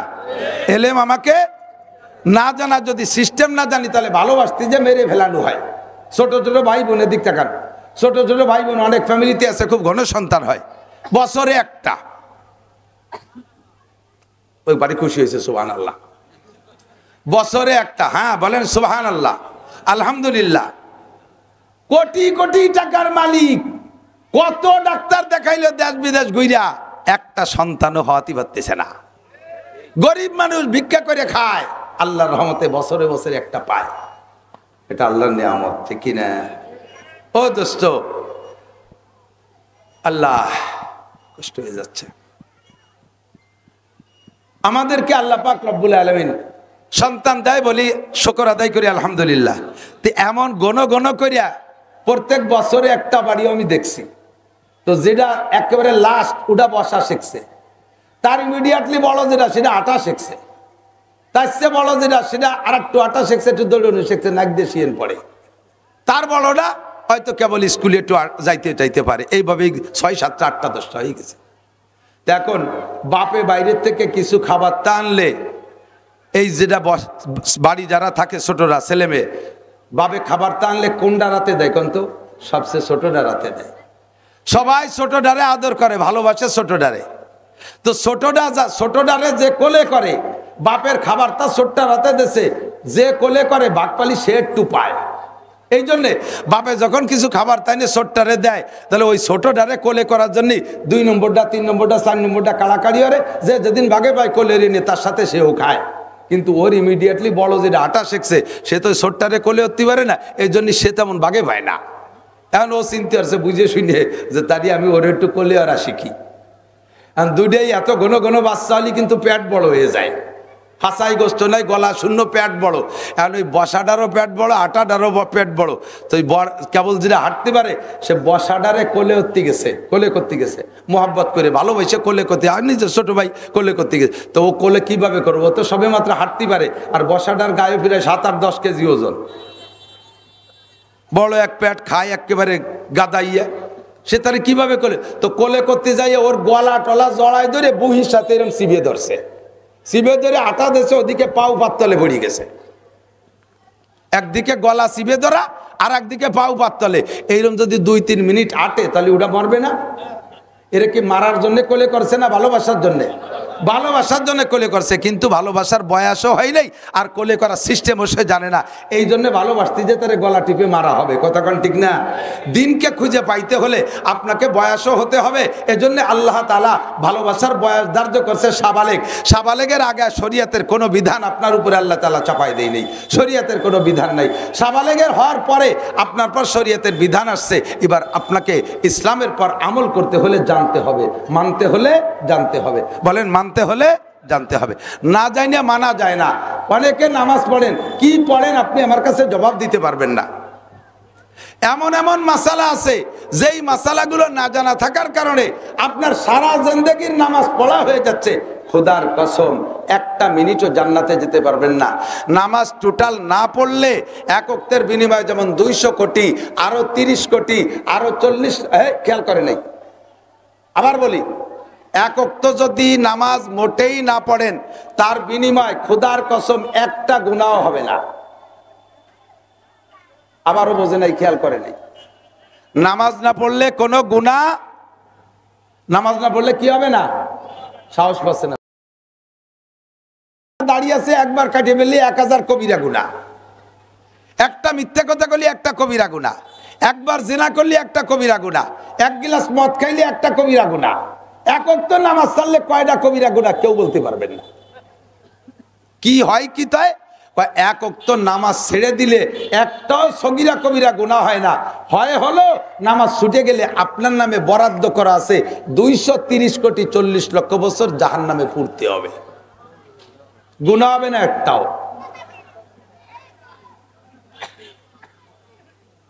কথা কি বলছেন? এরপরে আর একটু বোঝেন, আর একটু ভালো করে বুঝাবে। জিনা করছেন, তওবা করছেন, মাপ। চুরি করছেন, তওবা করছেন, মাপ। বিড়ি খাইছেন, তওবা করছেন, মাপ। বেপরদা করছেন, তওবা করছেন, মাপ। গাঁজা খাইছেন, তওবা করছেন, মাপ। সারা জীবন ভরে 60 বছর নামাজ পড়েন নাই, মরার আগে আস্তাগফিরুল্লাহ পড়ছেন, এক ওয়াক্ত নামাজও মাপ হবে না। সারা জীবন ভরে রোজা রাখেন নাই, মরার আগে আস্তাগফিরুল্লাহকে রোজার থেকে তওবা করছেন, ক্ষমা হবে না, রোজার শাস্তি আপনাকে খাটতে হবে। আবার বোঝেন, যদি এই তওবার দ্বারা নামাজ আর রোজার হজ আর যাকাত মাফ হইতো, আর মাফ হওয়ার দ্বারা বিচার কি? আল্লাহ পাক বলেন, যাকে আমি ক্ষমা করে দেই, যে গুনাহ থেকে ক্ষমা করে ওই গুনাহগুলো নেকি বানাই দেই। তাহলে আপনি মরার আগে সারা জীবন ভরে নামাজ না পড়ে আস্তাগফিরুল্লাহ পড়িয়ে আপনি সারা জীবনের নামাজের পরিবর্তে সমপরিমাণ নামাজ নিয়ে ক্ষমা তো পাইয়েই গেলেন, সমপরিমাণ নামাজ নিয়ে ভেস্তে চলে যাবেন যে আমি বিটা 60 বছর খাইটে পিঠে ভরিয়ে কি এলো। তাহলে কেউ বলবো না মরার আগে আস্তাগফিরুল্লাহ করে মরবো। ভালো করে বোঝেন, এই আমার এলাকায় এক লোক সুফি সাহেব, দরবেশ, খুব বুঝতে হবে, এদিক তাকান, জরুরি কথা। দরবেশ সাহেব, সুফি সাহেব, জিকির করে, বড় জুব্বা, মাথায় পাগড়ি, মানে সে বিড়ি খালিও দস্তারখানে খায়, এত সুফির সুফি। এই সুফি সাহেব লেনদেন আবার ভালো না, আছে না এরকম কিছু? অভাব নাই জি। এই সুফি সাহেব এক ডাক্তারের কাছে 300 টাকার ওষুধ খাইছে, 3 বছর আইজ দেয় কাল দেয় করে 300 টাকা দেই নেই। এর মধ্যে তবলিগা লাগে কাছে তশকিল হইয়া উনি 3 চিল্লে চলে গেছে। ওই সুফি সাহেব তবলিগে যাইয়া মানুষের হক সম্পর্কে শুনছে যে আল্লাহর হক নষ্ট করলে আল্লাহ ক্ষমা করে দিতে পারে, মানুষের হক মানুষে ক্ষমা না করলে আল্লাহ ক্ষমা করতে পারবে না। কাজেই বাড়ি যে কেউ রে গালি দিলি মাপ চেয়ে নাও, লেনদেন থাকলে সেরিয়ে নাও। বাড়ি এসে সুফি সাহেবের কাপকাপি শুরু হয়ে গেছে, ডাক্তার সাহেবের কাছে আগে গেছে। তো যাইয়া ওনার এ জায়গাও লেনদেন সার্ভের ভিতরে টাকা দেবে না, মাপ চার মধ্যে দিয়ে সেরিয়ে আসবে, এই হলো প্ল্যান। তো ডাক্তার সাহেবের তো আজ থেকে প্রায় 30 বছর আগের কথা বলছি, 30, 35, 40 বছর আগের কথা। সেই আমলে 300 টাকার কত দাম। তো সেই সময় উনি টাকা না দিয়ে মাপের মাধ্যমে, মাপ সার মাধ্যমে সারিয়ে আসবে এই বলে যার ডাক্তারের সত্যি 300টা মনেই রয়েছে। এখন ডাক্তার অপেক্ষায় রয়েছে কবে তারে পাই। আর সেই লোক আজকে বাড়ি আসিয়া উনারটুক উনি মাপ চেয়ে আনবে বিদায় কায়দা করে ভাগ তবলিগি যে কথাও শিখছে, যাইয়ে ডাক্তারে বলতেছে, ডাক্তার সাহেব তবলিগি যে সব কিছু শুনছি শিখছি, দুনিয়ার থেকে সব কিছু মিটমাট করে যাওয়া উচিত, কাজেই আমি সিদ্ধান্ত নিছি বাড়ি গ্রাম ভরে ঘুরে ঘুরে সব জায়গার থেকে এই লেনদেনগুলো সেরে ফেলবো। আমি আপনার কাছে যা পাবো আমি আপনার কাছে যা পাবো সব মাফ করে দিলাম। জীবনে আপনি আমার যা শক্ত কথা কইছেন সব মাফ করে দিলাম। উনি যখন বস্তা ধরে ঢালিয়ে দিছে তাহলে ডাক্তার সাহেবও দেবে, এই জন্য উনার টুক আগে উনি দেছে যে আমি আপনার কাছে যা পাবো সব মাফ করে দিলাম, আর কোনো চাই না, আরো আমার দাবি নাই, আর আপনিও আমার আল্লাহর রাস্তে মাফ করে দেন যাতে সমান সমান হয়ে যায়। তো ডাক্তার সাহেব কয় তোমার সব মাফ করে দিছি, টাকা 300 ফেলাও, টাকা 300 ফেলাও। কয় তা মাফ করলেন কি? কয় মাফ করছি আলো, দেওয়ার কথা ছিল 3 বছর আগে, এই 3 বছর ঘুরাইছিস, এই ঘুরানোর গুনাহ মাফ করে দিছি, টাকা ফেলা। আল্লাহ কয় 16 বছর বয়সে নামাজ ফরজ করছি, ওই সময় পড়িস নেই, এখন বয়স 50, এখন টাকা ফেলা, নামাজ পড় আর মাফ চা, তাহলে এই যে এতদিন ঘুরাইছিস এই গুল্লি মাফ করে দেব। বুঝতে পারছি? ও দোস্ত, এখন মোটেই নামাজ পড়েন নাই যারা, তাদের একাক বিশ্বাস হয়, বিছানাওয়ালার বিশ্বাস হয়, একাকত্বের কারণে 80 হুকবা জাহান্নাম। মহিলারা পাগলামি করিস না, ছাগলামি করিস না, গা এলাই দিস না, আখিরাতে ভুল বুঝিস না। একাকত্ব নামাজের বিনিময় 80 হুকবা জাহান্নাম। জোহরের নামাজ যে জোহরে না পড়া দুনিয়ার কাজ কামের প্রেসারে, জোহরে না পড়া আসরের সময় কাজা করলেন, আসরের নামাজের টাইম মতো না পড়া মাগরিবের সময় পড়লেন, আসর মাগরিবকে একসাথে ঈশার সময় নিয়ে পড়লেন, এরে বলে কাজা পড়া। তুমি টাইম মতো কেন পড়ো নাই? যদি তওবা না করে মরো, তওবা করলে কি হবে? এই টাইম নাম মতো না পড়া আর এক সময় পড়ার কারণে যে অন্যায়, তওবা করলে আল্লাহ এই অন্যায় মাফ করে দেবে, নামাজের কারণে ভিন্ন শাস্তি দেবে না। আর যদি তুমি তওবা না করো, তাহলে জোহরে আসরের সময় পড়লে, আসরে জোহর মাগরিবে পড়লে, ফজরে জোহরে পড়লে, তাহলে তোমার আমল নামায় যে পরিমাণ অপরাধ জমা হয়েছে, তাতে এক ওয়াক্ত নামাজ কাজা পড়ার পরেও, জোহরে আসরে পড়ে দেওয়ার পরেও 1 হুকবা জাহান্নাম। 1 হুকবা মানে 2,88,00,000 বছর। দোস্তরে, আর যদি নামাজ ছুটে যায়, কোনোদিন তা পড়ে না দেন, 1 হুকবা 1 ওয়াক্তের বিনিময় 80 হুকবা জাহান্নাম। 80 হুকবারে 240, 2,88,00,000 দিয়ে গুণ দেন, বের হবে 200 কোটি, আরো 30 কোটি, আরো 40 লক্ষ বছর। এ পর্যন্ত কথা শেষ নয়, আর একটু লক্ষ্য করেন। এবার আপনি যে নামাজ পড়ছেন, ওই নামাজ পড়ার পরও নামাজ হয় নাই, নামাজ পড়ার পরও নামাজ হয় নাই, তাহলে কি হবে? কয় পড়ার পরও নামাজ ভুলের কারণে যদি না হয়, মোটো না পড়লে যেমন 1 ওয়াক্তের বিনিময়ে 230 কোটি 40 লক্ষ বছর, ভুল নামাজ পড়লো তোমাকে 230 কোটি 40 লক্ষ বছর। এবার ভুল হলো কিসে তা শুনে নেন। এই জন্য বলছি মজলিস ফিকিন একজনও নড়বেন না, কান লাগায় শুনবেন। 5-6টা মাসলা বলে দেব, সময় আমার 8:30 পর্যন্ত, অত্যন্ত অসুস্থতার ভিতর দিয়ে কয়টা মাসলা বলে মজলিস সাথে দামি বানায় থুয়ে যাই। এদিক চাকান দোস্ত, যে কারণে নামাজ, যেসব কারণে নামাজ নষ্ট হয়, তার ভিতরে 1 নাম্বার নামাজে অশুদ্ধ পড়া। ইন্টারভিউ নেব, মাঠ খালি হয়ে যাবে, সামনে দিয়ে একজনের জিজ্ঞেস করতে, তুই পিছন দিয়ে সব ছাই দিয়ে, ভয় নাই, জিজ্ঞেস করতেছি না। চেহারা দেখে টের পাই, যে যার ব্যবসা করে সে তার মাল দেখলি বোঝে, এটা কথা কই না? যে যার ব্যবসা করে সে তার মাল। আমি মাল দেখলি চিনি। যখন একটা দাঁড়িয়ে হয়েছে সেই সময়তে ইমামতি হরি, কত ডাটের ছবি সাপ দেখলাম, 3 খেতায় দিয়ে পাগড়ি বান্ধা, 43 বন্ধের জুব্বা একটা গায়ে, ঘাড়ের উপরে যায় নামাজ, বগলের দস্তারখান, বিড়ি খালিও দস্তারখানে খায়, হাতে কোড়া লাঠি, হাতে 500 দানার তসবি, কানের মধ্যে মেশক গুজা, দাড়ির মধ্যে খিলেল গুজা, বাবের আর অভাব নাই। আলহামদুলিল্লাহ জিজ্ঞেস করছি, গালে পেরালাইছে, সে শিখেছে করতে পারে না। দোয়া কুনুত জিজ্ঞেস করছি, কয় সে সময় কুলুস শুরু করি। দোয়া কুনুতির জায়গা কুলুস শুরু পড়ে, দোয়া কুনুতির জায়গা কুলুস শুরু পড়লে নামাজ হবে না। এই জলের ভিতরে হলুদের পরিবর্তে হলুদ নাই বিদা একটু লবণ বেশি এনে দিলেন, খাওয়া যাবে? লবণের জায়গা যদি হলুদ বেশি এনে দেন, লবণ না একটু হলুদ দিয়ে সেটুকু মেকআপ করে দেই, হবে? খাওয়া যাবে? তাহলে একটার জায়গা আরেকটা দিলি যেমন হয় না, দোয়া কুনুতের জায়গা দোয়া কুনুত ছাড়া কুলুস সূরা দিলেও হয় না। কাজে আপনাকে এটা শিখতে হবে। দুনিয়ার সব কিছু জানলেন, আইএ পড়লেন, বিএ পড়লেন, এমএ পড়লেন, ইংরেজি জানেন, অঙ্ক জানেন, বাংলা জানেন, পর্চা জানেন, দলিল জানেন, এসে জানেন, বিআরএস জানেন, সিএস জানেন, কত কিছু শিখলেন। আপনি জমিখাত মাপা শিখলেন, আপনি আল্লাহর কোরআনটা মাপা শিখলেন না কে? আপনি কোরআনটা পড়া শিখলেন না কে? মমতাজের কণ্ঠে গান গায়, এই যে বুড়ো, আর বাবা বুড়ো ধান কাটে আর জাকি, কুটি কুটি জাকি, লক্ষ করে শুনি যে মমতাজের গান গাইছে, বুকটা ফাটে যায়, এই ছোট ছোট জাকি দেয়। বুলাল আলম স্যার গান গায়, বিজয় সরকারের গান গায়, একেবারে হুবহু জাকিতি কণ্ঠে মিল। এই পৃথিবী, এই সময় একটু গান এরম দিতে যায়, এই পৃথিবী যেমনই আছে তেমনই পড়ে রবে। এই জায়গার সামনের দিক দুটি জাকি আছে।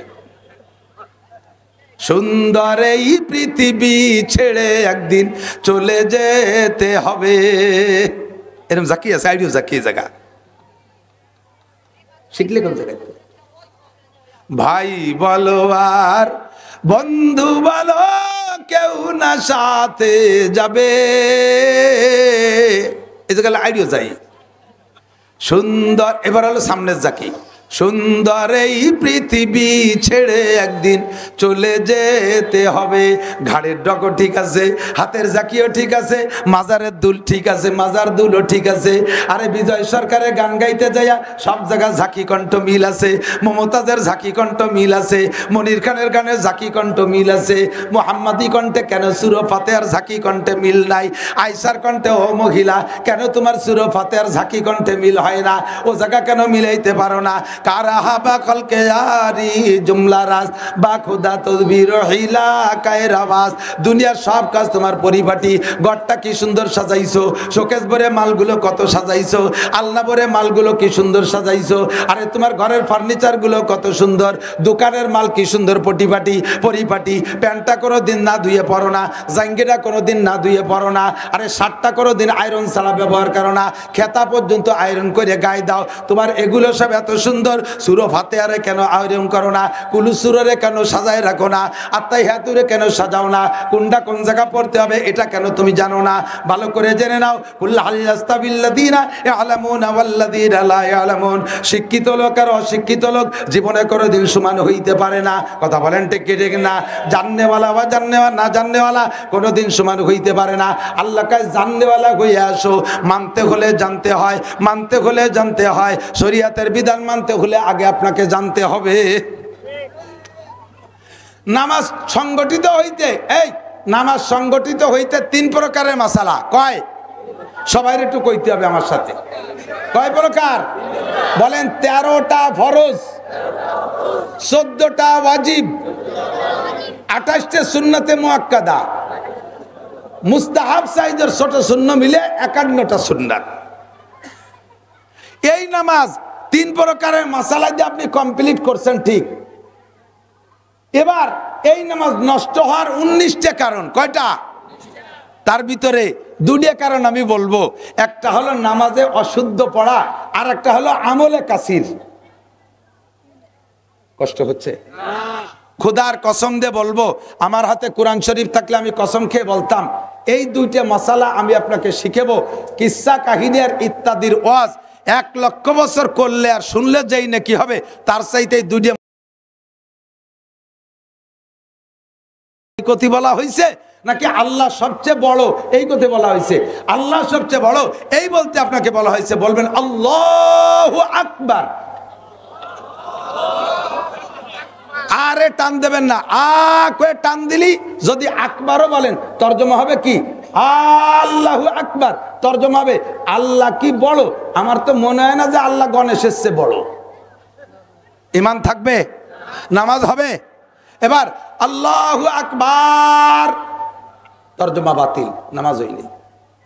শুধু কিরাত না, এই সমস্ত জায়গা ইকামত তো শুনি। আর আজান দেওয়ার জন্য দাঁতে দাঁড় দিয়ে ঠোঁটে লিপস্টিক মাখায় ঘরে আজান দেবে। আজানের কসু শেখে নাই কোনোদিন, জীবনে কোনোদিন শুদ্ধ করে আজান শিখবে না। আবার আজানটা দেবে, একামতটা দেবে, শুদ্ধ কেউ দিলি কয় আপনি কি এই মসজিদের মুসল্লি নাকি, আপনি কি মুয়াজ্জিন নাকি, আমি এই জায়গা 30 বছর মুয়াজ্জিনি করি। তুমি তো 30 বছর আকাম করো দাঁড়ায় দাঁড়াইয়া। তুমি 30 বছরের জায়গায় দাঁড়ায় দাঁড়ায় আকাম করছো, আজকে একটা কাম করে দিলাম তাই তোমার খারাপ ঠেকতেছে। একামত শুদ্ধ না করে কখনো দিতে যাবেন না। মসজিদের ইমাম সাহেব কিরাত ভালো করে শুদ্ধ না করে ইমামতি করতে যাবেন না। আপনার অশুদ্ধ কিরাতের কারণে আপনার নামাজ হয় নাই, পিছনে যত মুসল্লি আছে কের নামাজ হয় নাই। কিয়ামতের ময়দানে এই মাদারীপুর এলাকার, মকসেদপুর এলাকার বিদেশি টাকা খাইয়ে খাইয়ে পেটটা তো ভালোই মোটা বানাইছেন, পেটের মধ্যে ফেরেশতারা হাত ঢুকাই দিয়ে বের করে কয় টাকা খাইছেন?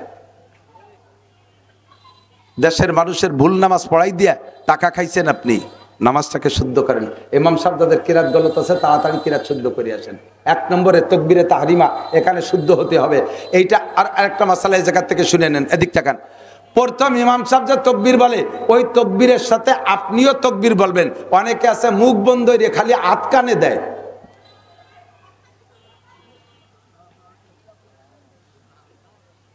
তেরো ফরজের একটা ফরজ তাকবীরে তাহরিমা মুখে বলা, কতক্ষণ? এইটা শুধু ইমাম সাহেব আল্লাহু আকবার বলবে না, আমরা সবাই বলতে হবে আল্লাহু আকবার। ঠিক আছে? এই তাকবীর বলে না, খালি কানে হাত দেয়। কানে হাত না দিলেই নামাজ হবে, কোনো সমস্যা নাই। কানে হাত দেওয়া সুন্নত, সুন্নত ছুটে গেলে নামাজ নষ্ট হয় না। নামাজ হয় কিন্তু সুন্নত তরকের গুনাহ হয়। ফরজ আর ওয়াজিব ছুটে গেলে নামাজ হয় না। কাজেই আপনাকে এই ফরজ তাকবীরটা, এরপরে উঠতে বসতে যে তাকবীরগুলো, এগুলো বলা সুন্নাত। না বললে নামাজ হয়ে যাবে, বললে নামাজ পূর্ণ হবে। কথা কি বোঝা গেছে? এবার কেরাতটা অশুদ্ধ আছে, যাদের কেরাত অশুদ্ধ পায়ে ধরি। আপনারা আমি পায়ে ধরি, কিয়ামতের ময়দানে আমি বলতে পারবো আল্লাহ আমি পায়ে ধরে কইছি, একটু আসেন কোরআন শরীফ পড়া শেখেন। নইলে এই শীতকালে অজু এত সময় নষ্ট করে নামাজ পড়তেছেন। আল্লাহর 99 নামের কসম, 1 কোটি বার কসম খেয়ে বললাম, যারা ভুল কিরাতে নামাজ পড়ছেন 1 মিনিটও ভেস্তে যেতে পারবেন না। নামাজে আপনাকে বাঁচাইতে পারবে না। আপনার নামাজের কারণে আপনাকে প্রত্যেক ওয়াক্তের বিনিময়ে 230 কোটি 40 লক্ষ বছর জাহান্নামে পোড়া লাগবে। কয় যদি পড়িয়ে নামাজ পড়ার পরেও যদি আর না হয়, তাই আর পড়িয়ে কি হবে? তাহলে বাদ দিই। তাহলে কি বাদ দেবেন, নাকি যেভাবে পড়লে নামাজ হয় সেভাবে ওয়াতি চেষ্টা করতে হবে? চেষ্টা করতে হবে না? এখন চেষ্টা কি আমি বলে দেই। যাদের বয়স 60-70 বছর হয়েছে, একদিন যে নামাজ পড়ছেন ভুল কিরাত দিয়ে, কিচ্ছুই নেই, আমল নামায় লেখাই হয়নি। বস্তা বই এক জায়গায় পচা ছিঁড়া, বস্তার মধ্যে গাদি দিয়ে তুই দিছে। তাহলে কি হবে? তাহলে একদিন থেকে খাইটি পিঠে কি এলো? এখন বাঁচার ছোট্ট একটা উপায় হলো, আজকে এই জায়গা থেকে পাক্কা প্রতিজ্ঞা করতে হবে যে আমি মরার আগে শুদ্ধ করে কোরআন শরীফ পড়া শিখবই। এই নিয়ত করেন এই জায়গা থেকে। আর কাল সকালবেলা আমি এখন কায়দা কিনে হুজুরের সাথে যোগাযোগ করব, মরার আগে কোরআন শরীফ পড়া শিখবই। এই পাক্কা প্রতিজ্ঞা করে এখন নিয়ত করে ফেলেন। সকালবেলা কায়দা কিনে মাদ্রাসায় আসবেন। এই নিয়তটা করে আপনি বাড়ি গেছেন, রাতের বেলা আপনি মরে গেছেন, মারা গেছেন, আল্লাহ তাআলা এই নিয়তের ওসিলায় বিগত 60 বছরের ভুল নামাজরে শুদ্ধ করে খাতায় লিখে দেবে। এই একটা মাত্র। এবার নিয়তের মধ্যে যদি সিটারি বাটপাড়ি থাকে, আমি আল্লাহরে যে কইছি তো দেবো, এমনি তো পড়বই না, এমনি তো কায়দা কেন বই না, ওই আল্লাহরে কয়ে দিলাম আর কি। আল্লাহ আমার আপনার মনের খবর জানে কি জানে না? ভালো করে জানেন। এই ইমাম সাহেবরা সময় কম, এই জন্যই মাথায় মাথায় মারাত্মক 2-3 কয়ে চলে যাচ্ছি। এদিক তাকান। ইমাম সাহেবরা কিরাত পড়বেন, মুরব্বী সবাই সবাই সবাই সবাই এদিক, ভেরি ভেরি ইম্পর্টেন্ট, অত্যন্ত জরুরি। আপনি কিরাত পড়েন, কিরম পড়েন নামাজের ভিতরে? এ জায়গায় 2, ওই জায়গায় 2। সূরা বাকারাতে কয় আয়াত, আবার যাইয়া সূরা আর রহমানের থেকে 2-3 আয়াত। 30 পারা কোরআন শরীফে তৎকালীন জলিলুল কদর বড় বড় মুহাদ্দিস, মুফাসসির, ফকিহ, মুফতি, সাহাবায়ে কিরামদের মাধ্যমে হযরত ওমর এবং হযরত উসমান লাগাই দিয়া কোরআন শরীফকে সাজাইছে। যেভাবে 30 পারা এই আমরা এখন পড়ি, হুজুর সাল্লাল্লাহু আলাইহি ওয়াসাল্লাম এইভাবে পড়ছেন না কোন ভাবে পড়ছেন সেটা আল্লাহর রাসূল জানেন। সাহাবায়ে কিরামরা এভাবে সাজাইছেন কেন? সূরার নাজিলের দিক দিয়ে, অবতরণের দিক দিয়ে, শরীয়তের মাসালার দিক দিয়ে মিল করিয়া, শরীয়তের মাসালার দিক দিয়ে মিল করে, তরজমার দিক দিয়ে মিল করে, ঘটনার দিক দিয়ে মিল করে, অনেক কিছু মিলাইয়া এভাবে সাজাইছে। শুরুতে সূরা ফাতিহা রাখছে, এরপরে বাকারা, এরপরে আল ইমরান, এরপরে নিসা, এইভাবে যাইতে যাইতে সূরা ফালাক, সূরা নাস শেষ করছে। এদিক তাকান। আমপারায় যাইয়া একটা সূরার নাম সূরা ফিল, আলাম তারা, কতক্ষণ? আলাম তারা। দ্বিতীয়, তারপরে সূরার নাম কি? লিলাফি কুরাইশ। খুব বোঝার জন্য বলতেছি, খেয়াল করতেছেন না আপনারা? এদিক তাকান। মাগরিবের নামাজ আজকে ইমাম সাহেব আমি ডাকে বলছি, কষ্ট পেয়েন না, ইমাম সাহেব তার আমি শিখাই দিছি। কিরাত পড়ছে ইজাস সামাউন ফাতারাতের থেকে প্রথম 4-5 আয়াত পড়ে নাই।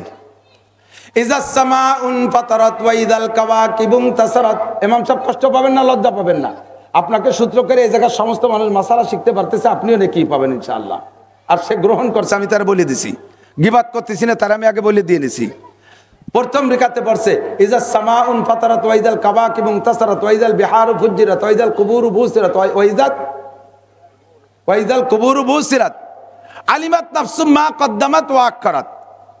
পাঁচটা আয়াতের ভিতরে আল্লাহ বললেন তার বড় বড় কুদরত প্রকাশ করছে। ইজা সামাউন ফাতারাত, যখন আসমান ফেটে যাবে, ওয়াইদাল কাওয়াকিব মুনতাসারাত, তারকাগুলো ছিটে ছিটে পড়ে যাবে, ওয়াইদাল কুবুরু বুসিরাত, কবরের থেকে মানুষ বের হয়ে যাবে, তারপরে ওয়াইদাল বিহারু ইজা সামাউন ফাতারাত ওয়াইদাল কাওয়াকিব মুনতাসারাত ওয়াইদাল বিহারু ফুজ্জিরাত, সাগরের পানি উতলে পড়বে, ওয়াইদাল কুবুরু বুসিরাত, আলিমাত নাফসুম মা কদ্দামাত ওয়া আখখারাত। আর ময়দানে মাহশারে মানুষ জানবে, সব মানুষ জানবে মা কদ্দামাত ওয়া আখখারাত, আগে পিছে কি তুমি পাঠায় আসছো, আগে পিছনে কি করছো, সামনে জন্য কি করে আসছো, এগুলো জানবা।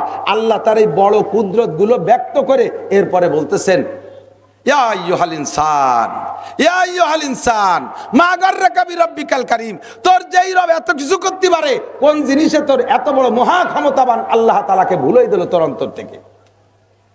আল্লাহ পাক এই কথাটা বলার জন্য আগে পাঁচটা কথা বলে এনেছে, আর ইমাম সাহেব সেই পাঁচটা কথা বাদ দিয়ে ইয়া আইয়ুহাল ইনসানু মা গাররাকা বিরাব্বিকাল কারীম এখান থেকে শুরু করছে। তাহলে শুরুর ওই প্রথম পাঁচ আয়াত কি অপ্রয়োজনীয়, সেটা আল্লাহ কেন নাজিল করলেন? তুমি মাত্র দুটি আয়াতকে কেন ছেড়ে দিবা? নামাজ হই নাই তা না, নামাজ হয়ে গেছে, কিন্তু তরজমার দিক দিয়ে মনের ভিতরে খুব খসখস করতেছিল। এরপরে আবার দেখলাম কয় আয়াত পড়ে যাইয়া এরপরে দুটি আয়াত পড়লে তরজমাটা পূর্ণ হয়, সেই দুটি আয়াত বাদ দিয়ে রুকুতে চলে গেছে, তখন আরো জ্বালা ঠেকতেছে। আল্লাহ কাজটা করলো কি, এই দুটি কথা হলি তো বিষয়টা আলোচনা কমপ্লিট হতো, তা না পড়ে এবার পড়ছে যে দ্বিতীয় রেখাতে লিলাফি কুরাইশ, মনে আছে নাকি? আজকের মাগরিব মনে আছে? লিলাফি কুরাইশ। এবার আসেন লিলাফি কুরাইশের দ্বারে। লিলাফি কুরাইশের মানে কি তরজমা বুঝেন।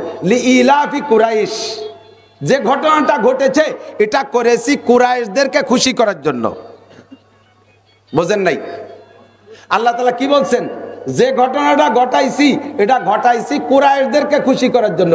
তাহলে এ কথার দ্বারা বোঝা যায় আগে একটা ঘটনা আল্লাহ ঘটাইছে, সেই ঘটনাটা ঘটাইছে কি জন্য? কুরাইশকে খুশি করার জন্য। কেন? এই ঘটনাটা কি? নবী পাক সাল্লাল্লাহু আলাইহি সাল্লাম নবী হওয়ার আগে, হুজুরের জন্মেরও আগে বললে এই আসহাবে ফিলের ঘটনা। সে সময় কাবা ঘরের চাবি ছিল হুজুরের দাদা খাজা আব্দুল মুত্তালিবের কাছে। মক্কার কাফের কুরাইশ, মুসলমান একজনও নাই, কুরাইশরা কাবা ঘর পাহারা দিত।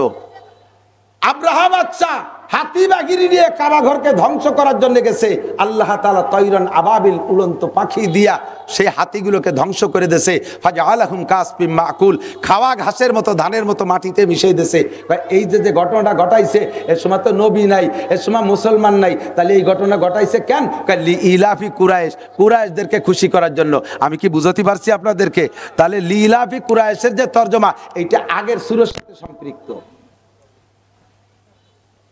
না রে, মনে হয় বুঝতে পারি, টের পাইছেন? তাহলে এবার লিলাফি পড়তে জন্য বলেন আগে কোন সূরা পড়া লাগবে? আগে আলম তারা পড়া লাগবে। না পড়লে অন্য সূরা পড়লে নামাজ হবে না তা না, কিন্তু আমি তা বলি নাই। তবে তরজমাগত দিক দিয়ে মিল। আসহাবে ফিলের ঘটনাটা ঘটালাম কেন? লিলাফি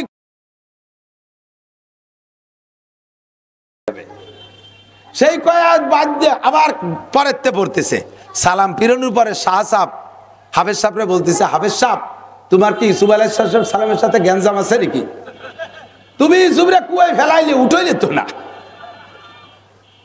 হুজুর আপনি তো হাফেজ না, টের পালেন কে রে? তুই তো তেলাওয়াতের হাফেজ, আমি তো তরজমার হাফেজ। আমার আজকে নামাজ হয় নাই, তুই ইউসুফ আলাইহিস সালামের কুয়ায় ফেলালি, কেন উঠে গেলি না? আবার সেই সূরা পড়াইছে, আবার পড়িয়ে ইউসুফরে কুয়াইতে উঠো, নাহলে আমি নামাজ পড়তে পারতেছি না। যারা তরজমা বোঝে তাদের এরকম সমস্যা, তাদের এই সমস্যা। ওয়াইলুল্লি পড়লে পরের রেখাতে আলাম তারা পড়েন না, পড়লে নামাজ হবে না তা কিন্তু বলছি না আমি কোনো সময়। নামাজ হয়ে যাবে, তরজমাগত দিক দিয়ে বেশকম থেকে যায়। কারণ আলাম তারা পরে লিলাফি চায়, কুল আউযু বির ফালাকের পরে নাস চায়। ফালাক আর নাসের তরজমা একই রকম। কুল আউযু বিরাব্বিল ফালাক, বলো তুমি আউযু বিরাব্বিল ফালাক, আসমানের মালিকের কাছে আমি ক্ষমা চাই। কুল আউযু বিরাব্বিল ফালাক মালিকিন নাস, এলা কি বলে? কুল আউযু বিল ফালাক মিন শাররি মা ফালাক ওয়া মিন শাররি গাসিন, এটার ভিতরে আল্লাহর কাছে পানা চাওয়া।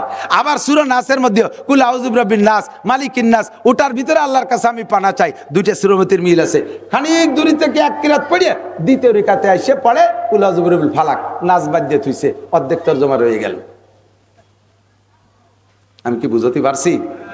যা যে যেখান থেকে জানেন পরপর পড়বেন, পরপর পড়বেন, ওইরকম আগাগুলা করবে না। এনতে টু এই জায়গাতে টু, ও জায়গাতে টু, খোঁজ খাবলা পৃষ্ঠা ঠিক রাখো, অথচ রুকু ঠিক নাই। এক আয়াত যাইয়া পৃষ্ঠা শেষ হয়ে গেছে, অথচ রুকু শেষ হয় নাই। রুকুতে একটা বিষয় আলোচনা, পরের পৃষ্ঠায় এক আয়াত রয়ে গেছে, ওই আয়াতটা পড়লে এই রুকুর আলোচনাটা কমপ্লিট হয়। হাবের সপ্তাহ পড়ে নাই, তখন তর্জমা জানওয়ালাদের ভিতরে মনে হয় যেন আমি নিজেই পড়িয়ে ফেলি সেইটুকু, এতটা জ্বালা শুরু হয়। কথা কি বোঝা গেছে? উলামায়ে কেরাম, ইমাম সাহেব যারা আছেন, কিরাতের দিকে লক্ষ্য করে কিরাত পড়বেন, এটা জরুরি। এবার আমরা পড়বো যেভাবে যে জানি তরতিবের সাথে পড়বো, তবে শুদ্ধ করা ফরজ, শুদ্ধ করা ফরজ। আল্লাহ কোরআনে বলছেন ওয়ারাত্তিলিল কুরআনা তারতিলা, কোরআন শরীফকে তারতিলের সাথে পড়ো, শুদ্ধ করে পড়ো। আল্লাহ তাআলা আমাদের পড়ার তৌফিক দান করে, সবাই বলে আমিন। আর একটা মাসালা বলতে চাইছি, এই মাসালাটা বলে আমি শেষ করে দেবো, আমার সময় 7 মিনিট বেশি হয়ে গেছে। 2 নম্বর সে মাসালাটা হলো আমলে কাসির। এদিকটা খুব খুব খুব জরুরি, আমলে কাসির। নামাজের মধ্যে লুঙ্গি খুলে যাওয়া, এই সুন্নত চালু আছে না নাই? নামাজের মধ্যে লুঙ্গি খোলে না, এখন খুলে যায়। তো লুঙ্গি খুলে গেলে নামাজের মধ্যে যদি লুঙ্গি পরেন তাহলে নামাজ ছুটে যাবে। বোঝে নাই? নামাজের মধ্যে লুঙ্গি খুলে গেছে, এই লুঙ্গিরে যদি নামাজের মধ্যে পরেন তাহলে নামাজ ছুটে যাবে। এরকম আমলে কাসির। তাহলে কি বাকি নামাজ কি ল্যাংটা হয়ে পড়বো? তাহলে কি করিতে এক আধ লুঙ্গি ধরে রাখি। এক আধের লুঙ্গি ধরে রাখতে পারবেন কতটুক টাইম?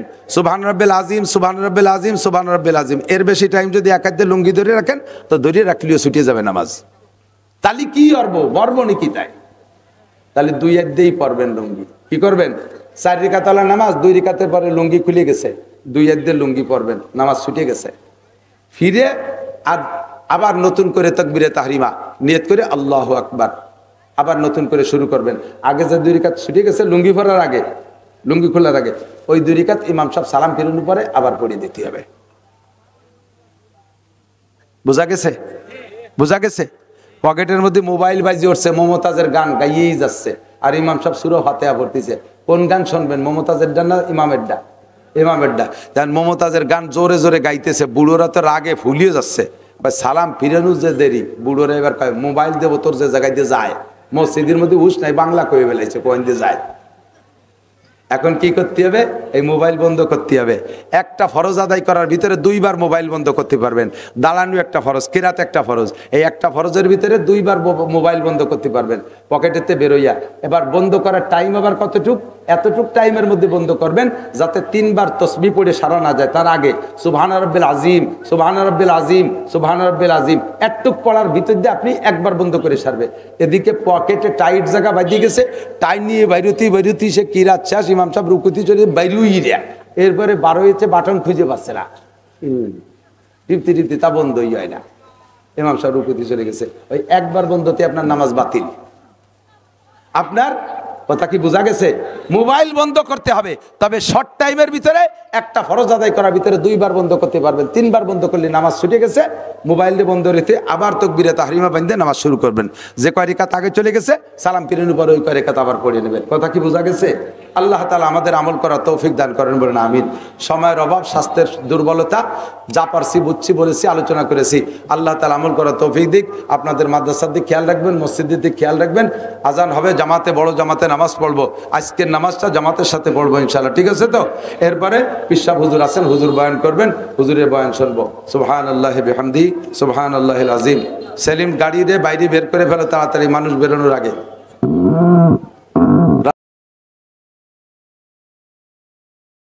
কথা বলা শোনার একটা পরিবেশ তৈরি করে দিয়েছেন, শুকর আদায় করে নেই আলহামদুলিল্লাহ। অনেক পুরাতন মাদ্রাসা, বিশেষ করে হুজুর আমার অত্যন্ত শ্রদ্ধাভাজন ব্যক্তিত্ব। গহরডাঙ্গা মাদ্রাসার শিক্ষা বোর্ডের মিটিংয়ে বসলে হুজুরকে আমি ভিন্ন রকম শ্রদ্ধা করি। অনেক আগের থেকে আমি মুরব্বী হিসেবে সম্মান করি। হুজুরের নির্দেশে আমাকে এখানে আসা লাগে। তো হুজুর গিয়েছেন, সময় মতোই গিয়েছেন, কিন্তু মাহফিলের প্রচুর ভিড়ের কারণে আগের থেকে ডায়েরি ফিল আপ হয়ে যাওয়ার কারণে ভালো একটা সময় দিতে না পেরে আমি আন্তরিকভাবে দুঃখিত। প্রায় বছরে বৃষ্টি বাদল ঝড় তুফান আইলিও জাইলিওটা বাই দিয়ে যায় যেটা আসনি। তো ভাবছিলাম 4-5 দিন 6 দিন বেশ আবহাওয়া ভালো গেছে, এবার এই ধাক্কায় ভালোটা পেয়ে যাব। তো আল্লাহ পাক রব্বুল আলামিনের সিদ্ধান্ত যেমনই আমরা তার উপরে সকলে একমত পোষণ করি। কথা বলেন, দ্বিমত করে তো কোনো লাভ নাই, একটু কোন লাভ আছে?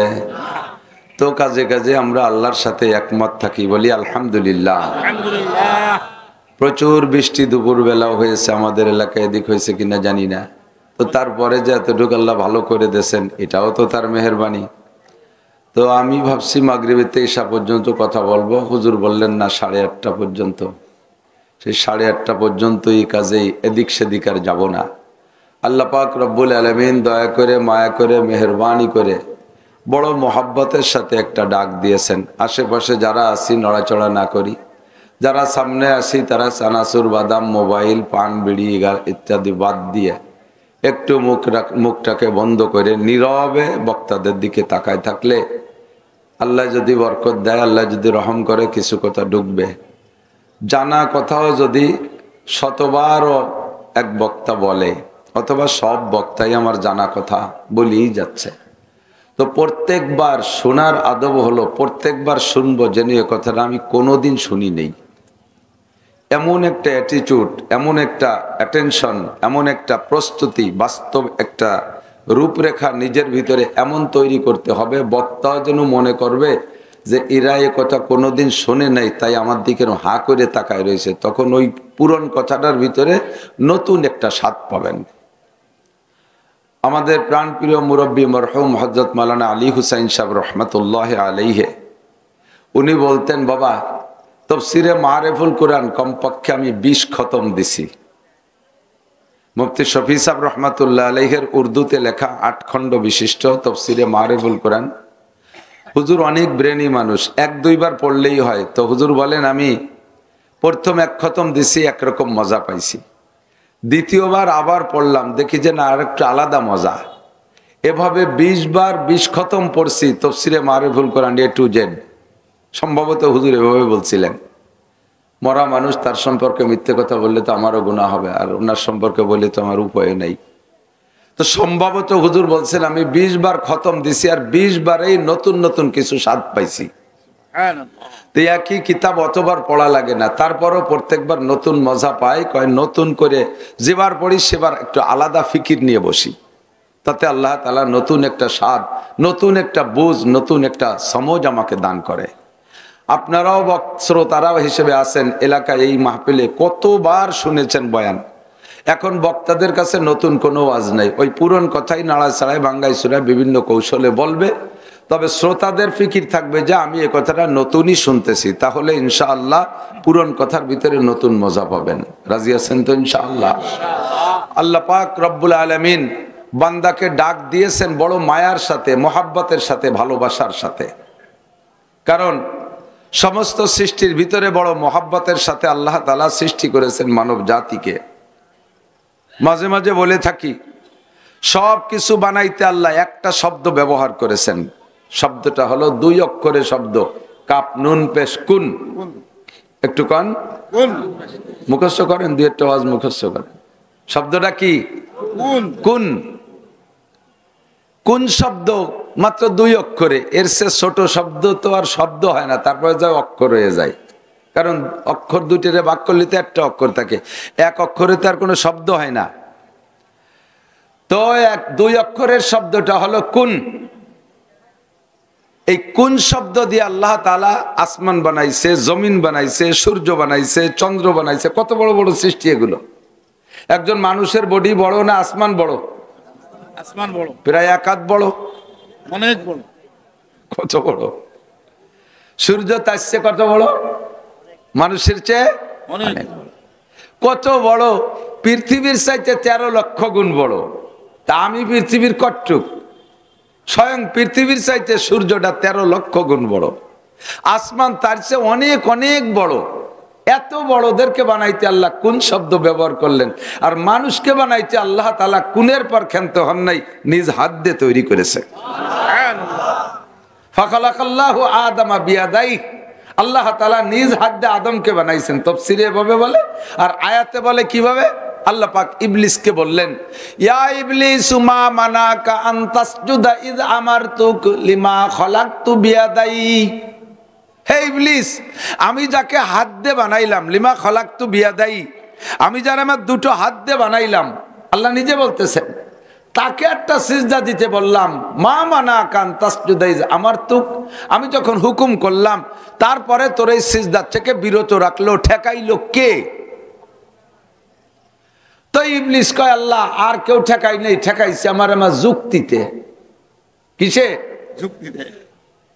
ফামা যুক্তুকা, আবৃত্তি করছি আমি আর কি, যুক্তি আর আরবি আর বাংলা বিষয়। তোমার যুক্তি কি? কয় যে খালাকতানি মিন নার ওয়া খালাকতাহু মিন তিন আনা খায়রুম মিনহু, আমি তার চেয়ে ভালো, আমারে বানাইছে আগুন দিয়ে, ছেড়ে দিলে আগুন যায় উপরের দিক। ওয়া খালাকতাহু মিন তিন, তারে বানাইছে মাটি দিয়ে, ছেড়ে দিলে যায় নিচের দিক। তো ঊর্ধ্ব গতিওয়ালা কখনো নিম্ন গতিওয়ালার কাছে সারেন্ডার করতে পারে না। অনেকে কয় সুবহানাল্লাহ, এই যে কথা, এই জায়গাকে সুবহানাল্লাহ জায়গা টান দিয়ে ছাড়িয়ে দিলি সুবহানাল্লাহ। পক্ষে না বিপক্ষে একটু বুঝতে তো হবে। শয়তানের এই যুক্তি কি ঠিক নাকি? কথা বলেন। যুক্তি যত যুক্তিযুক্তই হোক না কেন, আল্লাহ পাক কিছু শরীয়তের বিধান রেখেছে, আমাদের মধ্যে আছে অযৌক্তিক, যাকে শরীয়তের ফিকার ভাষায় বলে আমরে তাআব্বুদি। এই যুবকরা বোঝো, তোমরা মনে করতেছো যে আমরা জীবনেও ওয়াজ করে খাবো না, খালি খালি অত মন দিয়ে শুনে লাভ নাই, ফাঁকে ফাঁকে বাদাম কটা সারি ফেলি, এই আকাম করো না। আল্লাহ তাআলা যদি ভালোবাসে তাহলে তোমার মতো গাঁজা খোরে, আবাকর, বিড়ি খোরের টান দিয়ে জামা টুপি পাগড়ি পরাইয়া স্টেজের বক্তা বানাই দিতে পারে। বিশ্বাস আছে না নাই? এই বিশ্বাস থাকলে আর সব কিতাবাদি পড়িয়ে মুখস্থ করতে পারবা না। আজ থেকে 45 বছর আগে থেকে পড়া শুরু করছি, এখনো পড়ি। তো সারা জিন্দেগির পড়াপড়ি গুছাইয়া কিভাবে উম্মতকে বোঝানো যায় তার একটা ফিকির 24 ঘন্টা মাথায় রাখি। এই জন্য বক্তাকে নাম বলা হয় আন্তর্জাতিক, কি বলা হয়, চিন্তাবিদ না কি যেন কয়, আরে আরো আছে তো চিন্তাবিদ। এই বক্তারা গভীর চিন্তা করে, এই চিন্তা করে গবেষণা করে ফিকির করতে করতে মাথার চুল পড়িয়া, মাথা খরার মধ্যে গেলে বোঝা যায় না মাথা না পিতেলে বদনা, টাক পড়িয়ে সাপ হয়ে গেছে। এত বই পড়বা না, তোমাকে পড়ালেহার বাস, কোন জায়গায় দিয়ে বাস তার কলাম না, পড়ালেহায় বাস, কারণ আতে পাইয়ে গেছো সিনেমা হল। এ যদি আতে থাকে তাহলে তার আর দুনিয়ায় কিচ্ছু লাগে না। 2-3 ওয়াক্ত না খাই ওর মধ্যে বলিয়ে থাকতে পারে, আছে না নাই? রাতের পর রাত ঘুম নাই, এতে বাস দিয়ে দিচ্ছে। কাজেই ভর্তি পারবা না, যা কই একটু শুনে মুখস্থ রাখো, একদিন আল্লাহ বাসালে 2 খাতে পারবা। তো ফাখালাকাল্লাহু আদামা বিয়াদাই, আল্লাহ তাআলা আদমকে বানাই ফেললেন। যা বলতে চাইছি, যুক্তিতে কি নাই, মুক্তি নাই। অনেক অযৌক্তিক মাসআলা আল্লাহ তাআলা আমাদের পর চাপাই দিয়ে আমাদেরকে ট্রাই করেন, যুক্তিসঙ্গত হলেই তুমি মানবা, আর তোমার যুক্তিতে না মিললে তুমি মানবা না। তুমি কি এইরকম ইমানদার, নাকি যুক্তিসঙ্গত হোক আর না হোক আমার আল্লাহ বলছে তো আমি মানতে জন্য প্রস্তুত? বলেন আমার সাথে, সামিনা ওয়া আতানা। আমার ইমানি দায়িত্ব হলো শুনবো আর মানবো। কতক্ষণ যুবকরা কও শুনবো, আমি কইছি শুনবো, রুন্ডা কয় মানবো। কলেমা কি 2 ভাগ করে ভর্তি হয় নাকি? বক্তারা যখন স্টেজে জিকির করে তো বক্তা কয় লা ইলাহা, শ্রোতারা হইতে শুরু করে ইল্লাল্লাহ। কলেমা 2 ভাগ না, প্রত্যেকে কইতে হবে লা ইলাহা ইল্লাল্লাহ মুহাম্মাদুর রাসূলুল্লাহ। আপনি একটু বিষয় বসেন, ইমামের আগে মুসল্লি গেলে নামাজ হয় না, আপনি বাউজুল হইতে বলছেন কেন? ও আচ্ছা, ধন্যবাদ।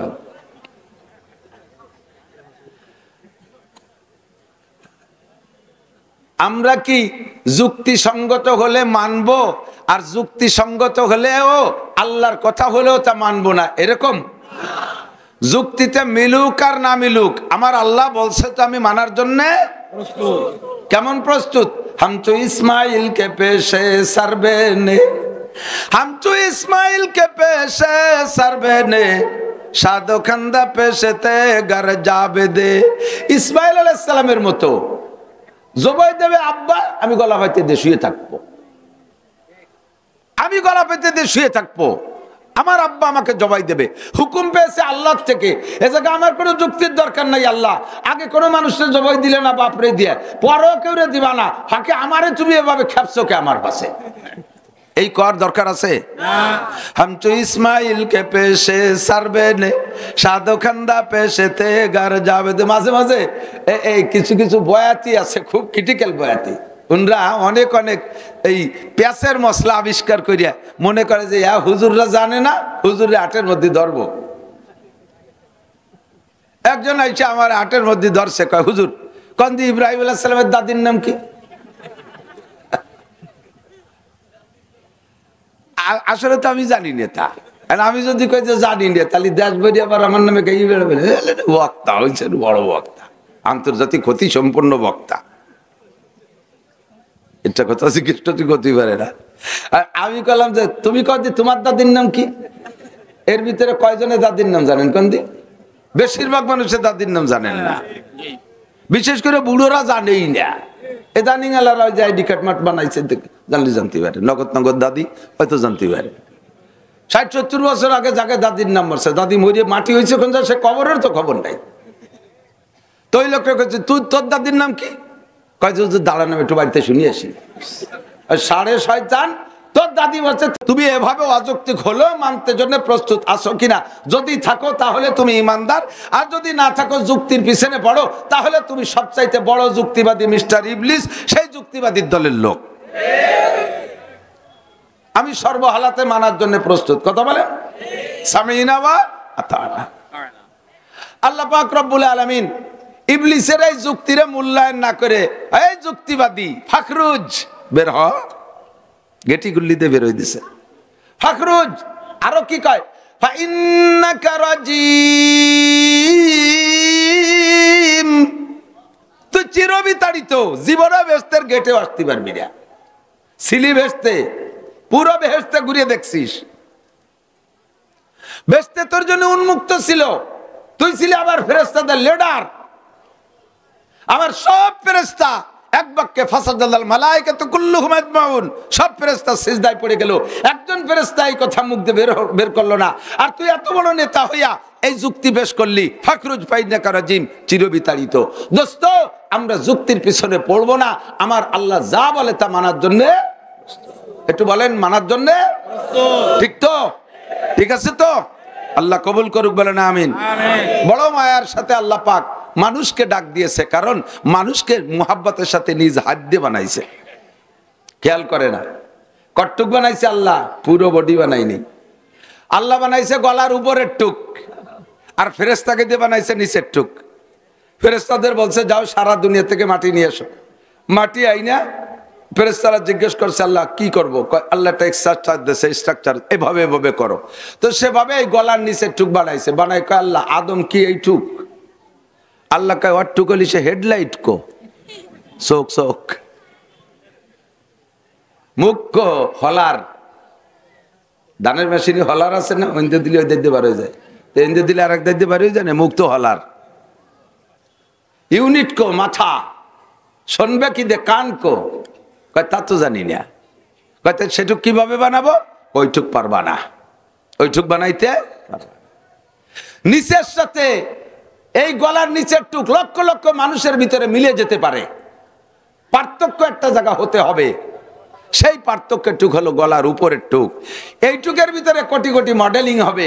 একে টাইমে পৃথিবীতে হাজার কোটি মানুষ থাকবে, একটা মানুষের সাথে একটা মানুষের এই গলার উপরের টুক মুখমণ্ডল মেলবে না। এই পার্থক্য ফেরেশতারা তোমরা পারবা না, এইটুক আমার নিজ হাতে বানাইতে হবে। আল্লাহ পাক এই গলার উপর টুক নিজ হাতে বানাইলেন, বলেন না সুবহানাল্লাহ। এই জন্য আল্লাহ বড় মায়া করে ডাক দেন, কখনো অপমানজনক শব্দ বলে আল্লাহ তাআলা ডাকতে চান না। আল্লাহ ডাকতে চান না, যতক্ষণ বান্দা নিজে অপমানই না হয় অতক্ষণ পর্যন্ত ডাকেন না, অতক্ষণ পর্যন্ত ভালো শব্দ দিয়ে ডাকে। যুবক আমার দিকে খেয়াল করো, যখন বান্দা সীমা লঙ্ঘন করে তখন আর আল্লাহ পাক রব্বুল আলামিন ভাষা কিছু উল্টো পাল্টা না দিয়ে পারে না, ডাক দেশে কি কইয়া জায়গায় জায়গায় উল্টো পাল্টা ডাকো দেশে,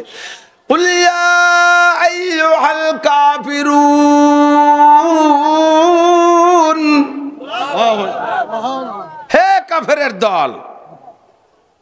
কারে কইছে? নামাজি মানুষ রে, রোজাদার রে, মৌলানা সাহেব রে, মুফতি সাহেব রে, মোমেন কে, মুসলমান কে? একটু না কইতে থাকেন। কারে কইছে? মূর্তি পূজারি, দেবদেবীর পূজারি, 33 কোটি দেবদেবীর পূজা করিস, আমি আল্লাহকে আল্লাহ বলে মানিস না, আমার নিয়ামত খাস, অসংখ্য নিয়ামত ব্যবহার করিস, মুসলমানের চাইতে তোরা জন্মের খাস, এরপরও আমাকে আল্লাহ বলে ডাকবি না। কাজেই আর মিঠিয়ে কথা কর দিন নাই। ইয়া আইয়ুহাল কাফিরুন, হে কাফেরের বংশধর, বলে দাও রসুল কুল, তুমি বলে দাও সবাই রে, আর কোনোদিন মামা চাচা আর খালু কইয়ে ডাকপা না, ওকে কাফের কইয়ে ডাকপা। আল্লাহ শিখাই দিয়েছে। এই আয়াতের মধ্যে আল্লাহ তাআলা বড় মোহাব্বতের সাথে আমাদের ডাক দিয়ে কয়, ইয়া আইয়ুহাল্লাযীনা আমানু, হে আমার অন্ধ জগতের অটল বিশ্বাসী পাগলরা, অন্ধ জগতের অটল বিশ্বাসী পাগল। যুবকরা বলো, অন্ধ জগতের অটল বিশ্বাসী পাগল। আমাদেরকে আল্লাহ এই করে ডাক দিছে। অন্ধ জগৎ কেন? দুনিয়ায় বসে আল্লাহকে দেখা যায় না। অন্ধ মানুষ কিছু দেখে? আপনারা আল্লাহকে দেখি? আমরা আল্লাহকে দেখি? ফেরেশতা দেখি? জান্নাত দেখি না, জাহান্নাম দেখি না, পুলসিরাত দেখি না, এগুলো আছে না নাই? বিশ্বাস আছে না নাই? কাজে অন্ধ জগতের কেমন বিশ্বাসী আমি? অটল বিশ্বাসী। কেমন অটল বিশ্বাসী? কোন যুবক মুসলমানের সন্তান যদি নামাজ নাও পড়ে, রোজা নাও রাখে, কোরআন নাও পড়ে, মসজিদে নাও যায়, ঈদের দিনও নামাজ নাও পড়ে, অথচ মুসলমানের সন্তান জামাল উদ্দিন, কামাল উদ্দিন, আব্দুর রহমান, তার সামনে যদি কোন মুসলমানের বাচ্চা কোরআনকে পদদলিত করে, আল্লাহকে তুলে গালি দেয়, নবী পাকের সমালোচনা করে, তাহলে তুমি তোমার জীবনের শেষ বিন্দু রক্ত দিয়ে হলেও বাজি রেখে তার প্রতিশোধ নিতে বাধ্য থাকবে। এর নাম হলো অটল বিশ্বাসী। সেই হিন্দু যদি বলে, আরে আমারও যেমন দেখা যায় তোরও সেরকম দেখা যায়, আমারও দাড়ি নাই তোরও দাড়ি নাই, আমারও বান্দর রসুল তোরও বান্দর রসুল, আমারও ভাষা বাইরে অনুব্যান তোরও ভাষা বাইরে অনুব্যান, আমিও না মসজিদে যাই না তুইও মসজিদে যাস না, আমি তোর মসজিদ বলে গালি দিলাম, তোর এত রাগ হয় কে? কয় যে আমি কোনো জায়গায় সব জায়গায় না গেলেও আমি তোর সাথে মন্দিরেও যদি যাই, তাহলে আমি বিশ্বাস করি আমার আল্লাহ আছে, সৃষ্টিকর্তা আমার আল্লাহ, বিশ্বনবী আমার মুহাম্মদুর রাসূলুল্লাহ, আমার আল্লাহ আর আমার রসুলকে তুলে গালি দিবি, আর আমি আমার এই ভিতরে ঈমানটাকে শুধুমাত্র গিলাফে করে আটকায় রাখবো? হতে পারে না। আমার ঈমানের বোমা বিস্ফোরণ ঘটবে, ইনশাআল্লাহ তোর দাঁত না ভেঙে দিয়ে আমি বাড়ি যাব না।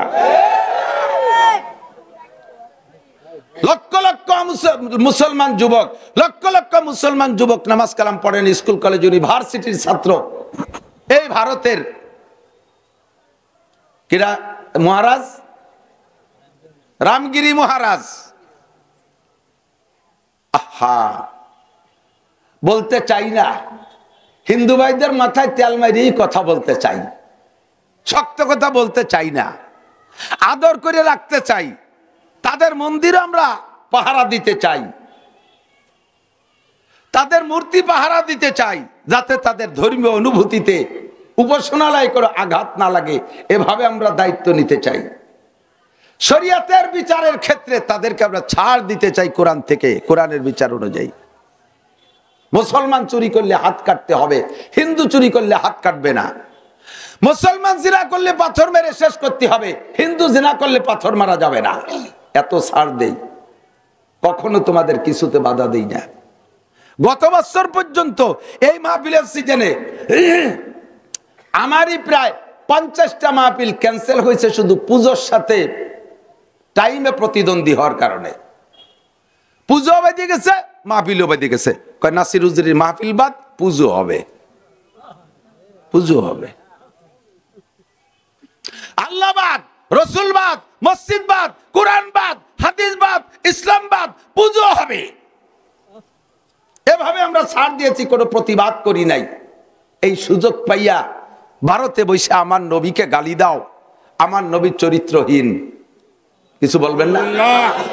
আমার নবী চরিত্রহীন, দুষ্কৃতিকারী, সন্ত্রাস, লুচ্চা, অপহরণকারী, ধর্ষণকারী, ভূমিদস্যু, সবগুলো তুরা।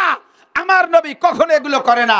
আমার নবী নিজ বাসভবন ছেড়ে, নিজের জন্মভূমি মক্কা ছেড়ে মদিনায় চলে গেছে তোদের নির্যাতনে। 8টা বছর কষ্ট করছে মদিনায় থাইকা। 8ম হিজরিতে যাইয়া আল্লাহ তাআলা সুযোগ দিয়েছে, মক্কায় ঢুকছেন নবী, 10,000 সাহাবা নিয়ে মক্কা বিজয় হয়েছে, কাফেররা ধরা পড়ে গেছে। নবী পাক সাধারণ ক্ষমা ঘোষণা দিয়ে কয় সবাইকে মাফ। কাবার চত্বরে যারা যাই সারেন্ডার করবি তারা মাপ, অস্ত্র ছেড়ে দিছিস তারা মাপ, আবু সুফিয়ানের বাড়ি ঢুকছিস তারা মাপ, নিজের ঘরের মধ্যে ঢুকে দরজা আটকায় দিছিস তারা মাপ। এইভাবে খালি মাপ আর মাপ, একেবারে বাছাই করা 30 জন সম্পর্কে নবী যখন পাইকারি দরে মাপ করতে তালে আছে, আল্লাহ তাআলা কয় দোস্ত এভাবে মাপ করলি তো আসল সন্ত্রাস কয়টা মাপ পেয়ে যাবে, 30 টেরে মাপ করেন না, ওই কটারে ধরে ঠাইছে ধরে একটু জবই দিয়ে দেন, ওই কটারে ধরে ঠাইছে ধরে জবই দিয়ে দেন। সে 30 থেকেও আল্লাহ নবী সুপারিশ করে বাছাই করে 27 টেরে মাফ করাইছে, 27 থেকে আল্লাহ তাআলাকে দিয়ে মাফ করাইছে। লাস্টে 3টে সম্পর্কে কড়া ঘোষণা, ওই 3টেরে মাফ করিয়ে নিন না। তাহলে আমার নবী সন্ত্রাস হলো কি করে, আমার নবী দখলকারী হলেন কি করে? আর সেই নবীর চরিত্র নিয়ে নষ্টামি আমরা এটা মেনে নিতে পারি ঠিক কিনা? তোমরা যার পূজা করো আল্লাহ তাআলা নিজেই কি বলেন জানেন? ইন্নাল্লাযীনা তাদউনা মিন দুনিল্লাহ, নিশ্চয় তোমরা আল্লাহ বাদে যাদের ইবাদত করতেছো, আল্লাহ বাদে যাদের ইবাদত করতেছো, লা ইয়াখলুকু যুবাবা ওয়ালা বিস্তামাউলা, সারা দুনিয়ার এই সমস্ত দেবদেবী এক ঘরের ভিতরে একটা কারখানার মধ্যে ঢুকাই দাও, সব কটারে লাত, উজ্জা, মানাত, হবল, দুর্গা, সরস্বতী, কালী, যা যা আছে সবগুলোরে একটা কারখানার মধ্যে ঢুকাই দিয়ে বলো সবাই মিলে সন্ধ্যের আগে একটা মাছি বানাই দাও। পারবে? একটা মাছি সবাই মিলে পারবে? আল্লাহ কয় লাই ইয়াখলুকু যুবাবান, আরে মাছি বানাইতে পারবে তো না, পারবেই না। ওয়া ইয়াসলুবুহুমুজ যুবাবু শাইআন লা ইয়াস্তানকিযুহু মিনহু যুফাত তালিব ওয়াল মাতলুব, আরে মাছি বানাইতে পারবে তো না, পারবেই না। মাছিতে যদি তাদের নাক মুখ কান খুলেও নিয়ে যায়, সামনে দেওয়া ভোগ আর প্রাসাদ যদি মাছিতে খেয়েও ফেলে, একটা মাছি তাড়ানোর ক্ষমতা আছে? জোরে কান আছে? বছরে একবার রং উঠে যায়, মিস্ত্রিদের রং দেয়া লাগে, নিজের গার রংটাও নিজে সামলাইতে পারে না, বছর শেষে দুর্বল হয়ে যায়, পিছন দিয়ে বাঁশ ঢুকাই দিয়া 2-3 দিক দিয়ে বাঁশ বাঁধায় দাঁড় করে রাখা লাগে। কথা কন ঠিক না? আমার আল্লাহর রং আছে, আমার আল্লাহর রং ওইভাবে ওঠে না। আমার আল্লাহ কয় সিবগাতাল্লাহি ওয়া মান আহসানু মিনাল্লাহি সিবগা, আল্লাহর রং আছে, এত ভালো রং জগতে আর কাহারও নাই। এই রং কোনোদিন ওঠে না, এই রংটা কোনোদিন ডিসকালার হয় না, কোনো ইন্ডিয়ান মিস্ত্রিদের রং দেয়া লাগে না, আমার আল্লাহরে বাঁশ বাঁধায় ঠেলে রাখা লাগে না। কুল হুয়াল্লাহু আহাদ আল্লাহুস সামাদ, কুল হুয়াল্লাহু আহাদ আল্লাহুস সামাদ পড়ছেন? সবাই পড়ছেন কুল হুয়াল্লাহু আহাদ? বলেন আল্লাহুস সামাদ। আমার আল্লাহ কাহারো কাছে ঠেকা বাঁশ বাঁধায় দিয়ে লাগে? আল্লাহ। ও দোস্ত, আমার আল্লাহ বড় মোহাব্বতের সাথে ডাক দেয়, ইয়া আইয়ুহাল্লাযীনা আমানু, হে অন্ধ জগতের অটল বিশ্বাসী পাগলরা। আমরা অন্ধ জগতের অটল বিশ্বাসী। আমার ওই আল্লাহ সম্পর্কে কেউ কথা বললে বেঁচে থাকার কোনো দরকার আছে? আছে? আছে? এই যুবক, এক্ষুনি রেডি হও, ফিলিস্তিন যেতে হবে, রেডি? লিবানন যেতে হবে, রেডি?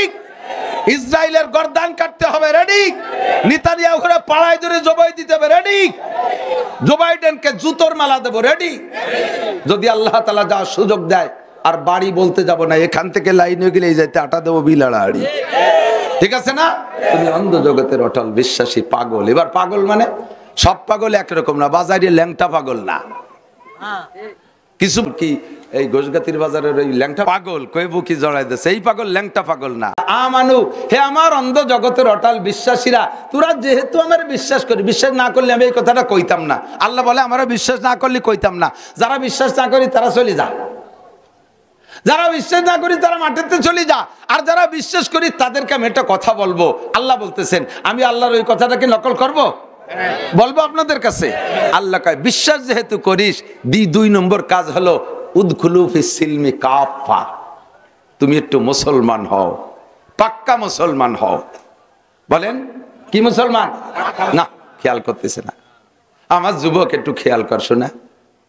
কিয়ামতের ময়দানে আরশে আজিমের নিচে তোরে বসাইয়া আল্লাহ তাআলা 500 বছর পর্যন্ত নিজ হাত দিয়ে মুখে উঠে খানা খাওয়াবে। একটু খাবা না সোনা, খাবা না? তবে মুখখান্ডে সাপ রাখো, বিড়ির গন্ধ করলে কিন্তু আর দেবে না আল্লাহ। গাঁজা বা ভেন্সিলির হিরোইনের গন্ধ গালের থেকে বক্কাত করে বার হয়ে গেল, আল্লাহ ফেরেশতাকে কই সাইড দিয়ে সরাই দাও।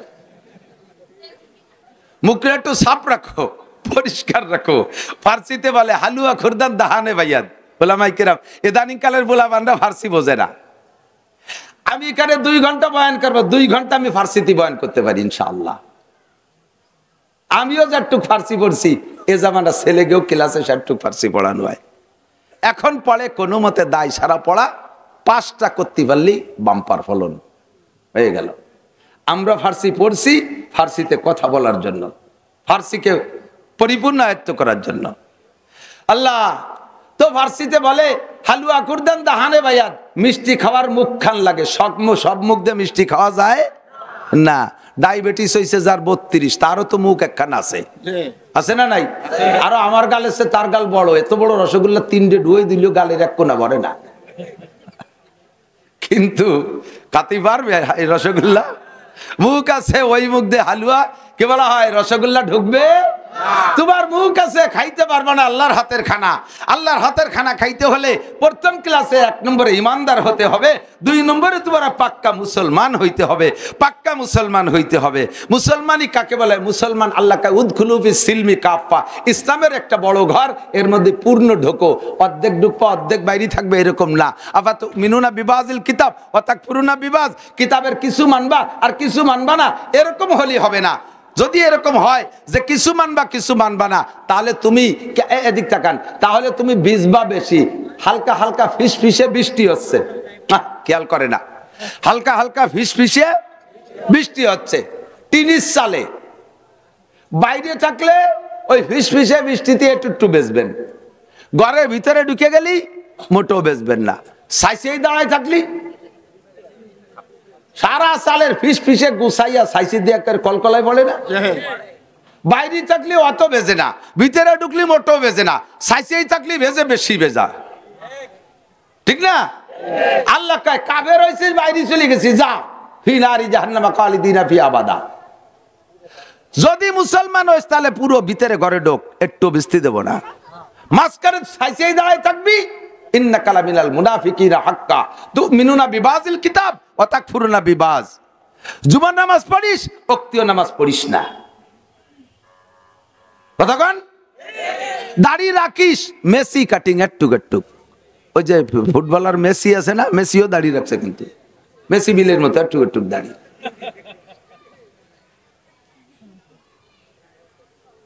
আল্লাহ এই যে ইদানিং শুনি আর কি, ইউক্রেনের প্রেসিডেন্ট জেলেনস্কি, সেও দাড়ি রাখছে, বগলও যাটুক দাড়িও সেটুক। বরঞ্চ জায়গায় জায়গায় তার বগল বড় হয়ে যায়। এই যুদ্ধের ঝামেলায় যে বগল কাটতে জয় পায় না, বগলে তুমিনুনা বিবাজিল কিতাব, নামাজ পড়ো রোজা রাখো না, রোজা রাখো, হজ ফরজ হইছে করো না, হজ ফরজ হইছে করো, যাকাত ফরজ হইছে দাও না, অন্যান্য সব বিধান পালন করো, কিন্তু পর্দা করো না। শরিয়াতের বিধান মানতে যাইয়া 50-50 করে ফেলাইছো ইসলামকে। আল্লাহ কায়া ফাতুমিনুনা বিবাজিল কিতাবে ওয়া তাকফুরুনা বিবাজ ফামা জাযাউ মান ইয়াফআলু যালিকা মিনকুম ইল্লা খিজিয়ুন ফিল হায়াতিদ দুনিয়া। এ মুসলমান আমার দিক তাকাও, এখন পৃথিবীতে 200 কোটি মুসলমান আছে। 200 কোটি মুসলমান যদি একবার জোরে নারায় তাকবীরে ধ্বনি মারে আল্লাহু আকবার, 600 কোটি কাফের অস্ত্র ধরার সুযোগ পাবে না, অস্ত্র ধরার সুযোগ পাবে না, সমস্ত আগ্নেয়াস্ত্র হাতে থেকে পড়ে যেতে বাধ্য হবে। কিন্তু 200 কোটি মুসলমান নামে মুসলমান, 50-50 মুসলমান, সাইসেই দাঁড়ানো মুসলমান, পাক্কা মুসলমান হইতে পারি না। উদখুলু ফিস সিলমি কাফা, ইসলামের গড়টা অনেক বড়, এর বাউন্ডারি অনেক বড়, এরিয়া অনেক বড়, তবে আমল করা একেবারে সহজ। কখন আমল করা সহজ? ইসলামের ভিতরে ঢুকে থাকা কিভাবে সহজ? কয় ইসলামকে যদি স্বভাবে পরিণত করা যায়, খেয়াল করেন, ইসলামকে যদি স্বভাবে পরিণত করা যায় তাহলে আমল করা কোনো কষ্ট না। বোঝেন নাই? আগের থেকে খালি খালি ঠিক কইছে, আমি বুঝাই যাই তারপরে কইলেন। এই জায়গা একটু হাতে রাখেন, কি কইছি? ইসলামকে যদি স্বভাবে পরিণত করা যায়, মুখস্থ করেন, ইসলামকে স্বভাবের সাথে যদি সেট করা যায় তাহলে আমল করা কোনো কঠিন না। কারণ স্বভাবজাত যে জিনিসটা, ওই জিনিসটার প্রশিক্ষণ লাগে না, ওই জিনিসটার প্র্যাকটিস লাগে না, স্বভাবের থেকে যেটা হয় এরে কয় আখলাক। এরে কি কয়? খিলকাত মানে সৃষ্টি, সৃষ্টিগত যেই স্বভাব ওরে কয় আখলাক। আর লেখাপড়া আর প্রশিক্ষণের মাধ্যমে যেই চরিত্রের পরিবর্তন ঘটে ওই চরিত্রকে বলা হয় সিরাত। ওই চরিত্রে কি কয়? সিরাত কয়। তো আখলাক যেমন এদিক তাকান, বুঝে নেন, প্রত্যেক প্রাণীরই আখলাক আছে, প্রত্যেক প্রাণীর আখলাক আছে। যেমন মুরগির বাচ্চা এদিক ওদিক তাকায়, একজন আটে আর তারে দেখে ফেরেশতা নাজিল হইছে আমার দিক তাকান, বহুত গুছাই গাছাই কই, এই মনে রাখেন আর এক জায়গা কইেন। আখলাক যেমন মুরগির বাচ্চা ডিমির থেকে বেরোনোর পরে ওরা কি খুদ খাতি হবে না দুধ খাতি হবে? এ কি শিয়ানু লাগে? মুরগির বাচ্চা ডিমিতে 3 মাস ফিডার খাবে, দুধ কি খাবে? দুধ খাবে না খুদ খাবে? খুদ খাবে। এই খুদ খাওয়া কোন স্কুলিতে পড়িয়েছে, কোন কলেজেতে পড়ি আসছে? ওরে কিরা শিখায়? কয় যে আমাকে বাড়ির মুরগিতেই তো শিখাই দেয়। গৃহপালিত মুরগির বাচ্চা ফুটলে মাতে দেখবেন কুটকুট করে চাউল ভেঙে খুদ বানায় দেয়, ছোট ছোট করে ঠোক দিয়ে দিয়ে মুখে নিয়ে আবার ছাড়িয়ে দেয়। তার মানে তুই এইভাবে খা। তো গ্রাম্য মুরগিরে, গ্রাম্য মুরগিতে তার বাচ্চারে শিখায়। পোল্ট্রি মুরগির মান নাম কি? ওকে কিটা শিখায়? উড়াতে দেশি মুরগি চাইতে জম্মের খা খায়। 40 দিনে 1 চিল্লে 1.5 কেজি, ঠিক না? এটা হলো স্বভাবজাত শিক্ষা, এটা শিখাই দেয়া লাগে না, এটা কয় আখলাক। ছাগলের বাচ্চায় দুধ খায়, বাস দুধ খাও খাও, দুধ খাইতে কি বান সুসা লাগে না? চষবে, কিন্তু মুখ দিয়ে ধাক্কা মারে কিনা? ওলানে ধাক্কা মারে না? এই ধাক্কাটা শিয়ে দিয়েছে কোন কেজি স্কুলিতে? সবে মাত্র জন্ম নিয়েই সে দুধ চাটতে যে মার ওলানে ধাক্কা মারে। গরুর বাছুরটা দুধ চাটতে যে মার ওলানে ধাক্কা মারে, এর কয় আখলাক। শেখ সাদি রহমাতুল্লাহ আলাইহি বলেন, মানুষের আখলাক শিখতে, মানুষের আখলাক, মানুষের আখলাক আছে, জন্মসূত্রে আখলাক। নবজাতক বাচ্চা, দুধের বাচ্চা জন্মের পরে মায়ের স্তনটা মুখে দেওয়ার সাথে সাথে চুনচুন করে চুষা শুরু করে, ঠিক না? ওরে এই চাটা শিয়েলো কিনা? এটা আখলাক। এটা কি? মুরগাকে আজ বাইজাবে রু আয়াদরু জি তলবাদ, মুরগাকে আজ বাইজাবে রু আয়াদরু জি তলবাদ, আদমি জাদা নাদারাত খেরা দো আকলো তমিজ। মানুষের বাচ্চা আটা শিখতে 1 বছর লাগে, ছাগলের বাচ্চা আটা শিখতে 1 ঘন্টাও লাগে না। মানুষের বাচ্চা খাইতে খাওয়া শিখতে, শক্ত খাবার শিখতে 2 বছর লাগে। মুরগির বাচ্চাটা মাত্র 2 মিনিটের ভিতরে সে খুদ পাইলেই খাওয়া শুরু করে দেয়। মানুষকে সৃষ্টি করেছে খুলিকাল ইনসানু দাঈফা, মানুষকে আল্লাহ তাআলা সবচাইতে দুর্বল করে বানাইছে। যে কথা বলতে যে সরে চলে যাচ্ছে সেটা হলো আখলাক। এই জন্মসূত্রে যে স্বভাবটা পায় একে বলে আখলাক। আর আখলাকের থেকে যে কাজটা হয় এটা করতে কষ্ট হয় না। পায়খানা করা আখলাক, পায়খানা করা কি? আখলাক। যখনই পেটের মধ্যে মোড় দেয় তখন পায়খানা করার জন্য কোনো প্রশিক্ষণ দেয়া লাগে না, যার যার কায়দায় মাইরি দিলি হয়ে গেল, পেট খালি প্রশান্তি এসে যাবে, ঠিক কি ঠিক না? আর এর জন্য আপনাকে যাইতেই হবে। না যাব না, শুয়ে থাই। এই শীতের মধ্যে কিডা যায় পায়খানা করতি? তার কায়দা আছে? আমাশার কামড় যদি দেয় এ আখলাকে ঠেলে পায়খানায় নিয়ে যাবে। কথা কন, আপনারা জানেন মানে মারে কয়, মা রাত্রির বেলা আমার পায়খানা আসলে তুমি ডাক দিও। বাচ্চা ঘুমোয় আর তার মারে দায়িত্ব দিয়েছে, আমার পায়খানা আসলে তুমি ডাক দিও। মা কি কয়? পায়খানা আসলে আমার ডাকা লাগবে না রে মা, বাজান ও পায়খানাই তোরে ডাকি উঠে দিবে না, ঠিক না? এটা আখলাক। পেশাব আসলি বলার কায়দা নাই, না থাকতো 2 দিন পরেই যাবানি পেশাব করতি। পেশাবের চাপ দিলে যাওয়াই লাগে। আখলাক এবং পেশাব করলে আরাম লাগে। কথা কন ঠিক না? ঠিক কিনা? সারাদিন পরিশ্রম করছেন, সারাদিন পরিশ্রম করছেন, রাত 9টা 10টার দিক বিছানায় ঘুমান, এমন ভাবে ঘুম আসছে চোখ আর চেয়ে থাকতে পারছেন না, মাথার মধ্যে কামড়াচ্ছে, পিঠের মধ্যে কামড়াচ্ছে। এখন এই কামড়ের পরিশোধ হবে কি দিয়া? এর সমাধান হবে কি দিয়া? টাইম মতো ঘুমাইলে এই ঘুমটা স্বভাবের থেকে আসছে, বাস অনায়াসে শুয়ে পড়েন আর অনায়াসে ঘুম হয়ে যায়, সম্পূর্ণ শান্তি আমি পেয়ে যাই। এর নাম হলো আখলাক। সকালেতে দুপুর পর্যন্ত পরিশ্রম করছেন, অত্যন্ত ক্ষুধা লাগছে, দুপুরবেলা আপনাকে খাইতে হবে, এই খাবার চাহিদাটা তৈরি করছে আখলাকে আপনাকে। ও জায়গা আপনি নিজেও বলেন না, না কত মানুষ খাচ্ছে না, খালি খালি আমিও খাবো না, এই কে বসে থাকেন? না খাতি গেলি কষ্ট হয়ে যায়, খাবো না, এই কে বসে থাকেন। কিডা খায় দরকার নাই, কতজন খাচ্ছে না, খাবো না, এই বলে বসে থাকেন না। অক্তকলি খাবার রেডিওলি চলে যান, এর নাম আখলাক।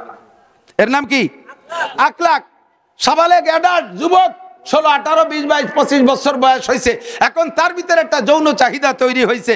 এই যৌন ক্ষুধা মেটানোর জন্য তাকে একটা কোনো না কোনো মহিলার সাথে তার এই ব্যবহার সম্পর্ক করতে হবে, বৈধভাবে তাকে স্ত্রী হিসেবে ব্যবহার করতে হবে, এরকম একটা চাহিদা সময় মতো টান হয়, এর নাম আখলাক। তো যেই কাজগুলো আখলাকে পরিণত হয় ওই কাজগুলো করতে কষ্ট হয় না, বরঞ্চ আরামে পরিণত হয়ে যায়, তার দ্বারা প্রশান্তি পাওয়া যায়। সেম কোয়ালিটি ইসলামের প্রত্যেকটা কাজ যখন আপনার আখলাকের সাথে সেট হয়ে যাবে তখন কষ্ট হবে না।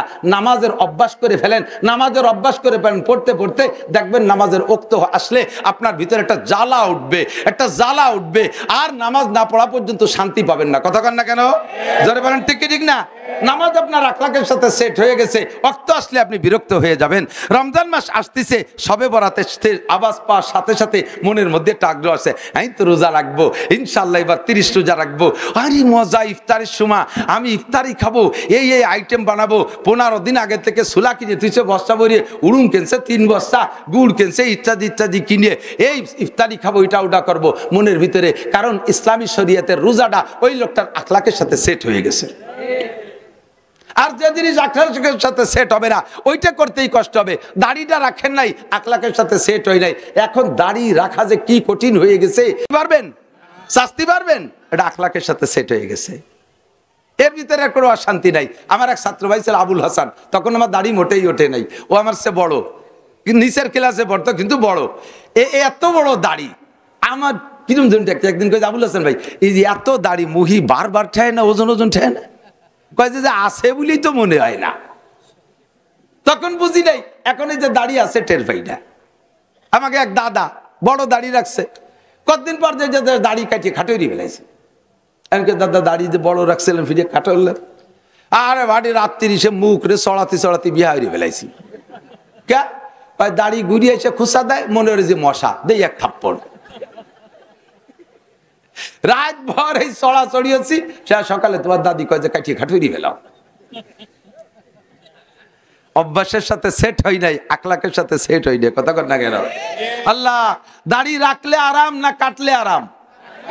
হ্যাঁ, দাড়ি রাখা আলা কয়জন কইছেন ভালো করে বুঝে নেন। রাখছি যারা তারাই সাক্ষী দেই। কাটছেন তো যতদিন কাটছেন সেই কাটার সময়টা হিসাব করেন, মনে করেন, আর রাখার পরের টাইমটা মিলান। বলেন তো কাটতে আরাম না রাখতে আরাম? রাখতে আরাম। রাখছি তো রাখা হয়ে গেছে, আর কোনো কাটাকাটি চিনতে নাই, ঠিক না? আরো বরঞ্চ ভালো। এদিক তাকান কি সুন্দর, একজন দাড়িওয়ালা মানুষের মুখের সাথে মুখ মিশেন, এই দাড়ি স্পঞ্জ করে ফোম, ঠিক না? আর একজন দাড়ি কাটা মানুষ, দাড়ি চাইছি আইছে, তার একদিন পরে একটু একটু আল বার হইছে, ওর মুহির সাথে মুখ মিশাই দেন, সিরিজ কাগজ লাগান, এক পাতা উঠে বেলা দেন ডলিয়ে, ঠিক কিনা?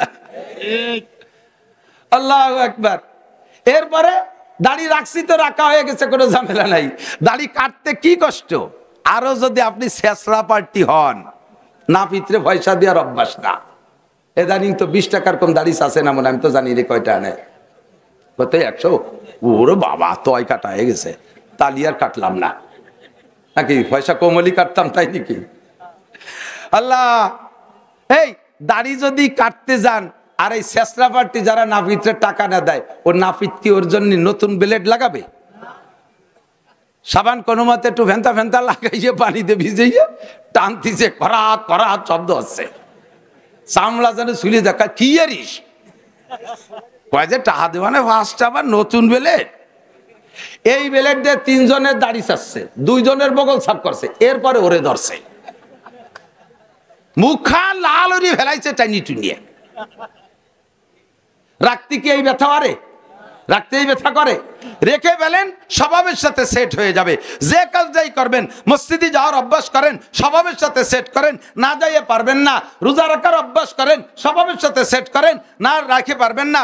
হজ করার অভ্যাস করেন, ইনশাআল্লাহ বছরে একবার টান আসবে হজ করার জন্য, কমপক্ষে উমরা। যারা উমরা হজ বেশি করছে শুনিয়ে দেখেন, সিজন আসলে বন্ধু বান্ধবরা গেলে যখন ফেসবুক ইউটিউবে দেখে যে সাথীরা উমরা করতেছে, পাগল হয়ে যায়। রোজার পরে আইসে 2 ছেলেরে নিয়ে ঘুরিয়া, আসার 15 দিন পরে আমার মধ্যে জ্বালা উঠে গেছে। ট্রাভেল চালারে কইলাম তুই আমার জন্য আবার ভিসা বানা, আবার যাবো। সে ভিসাও বানায় আমারে পাঠাইছে। এর মধ্যে এই শেখ হাসিনার এই ঝামেলা শুরু হয়ে গেছে, শেষে জাতি পারলাম না।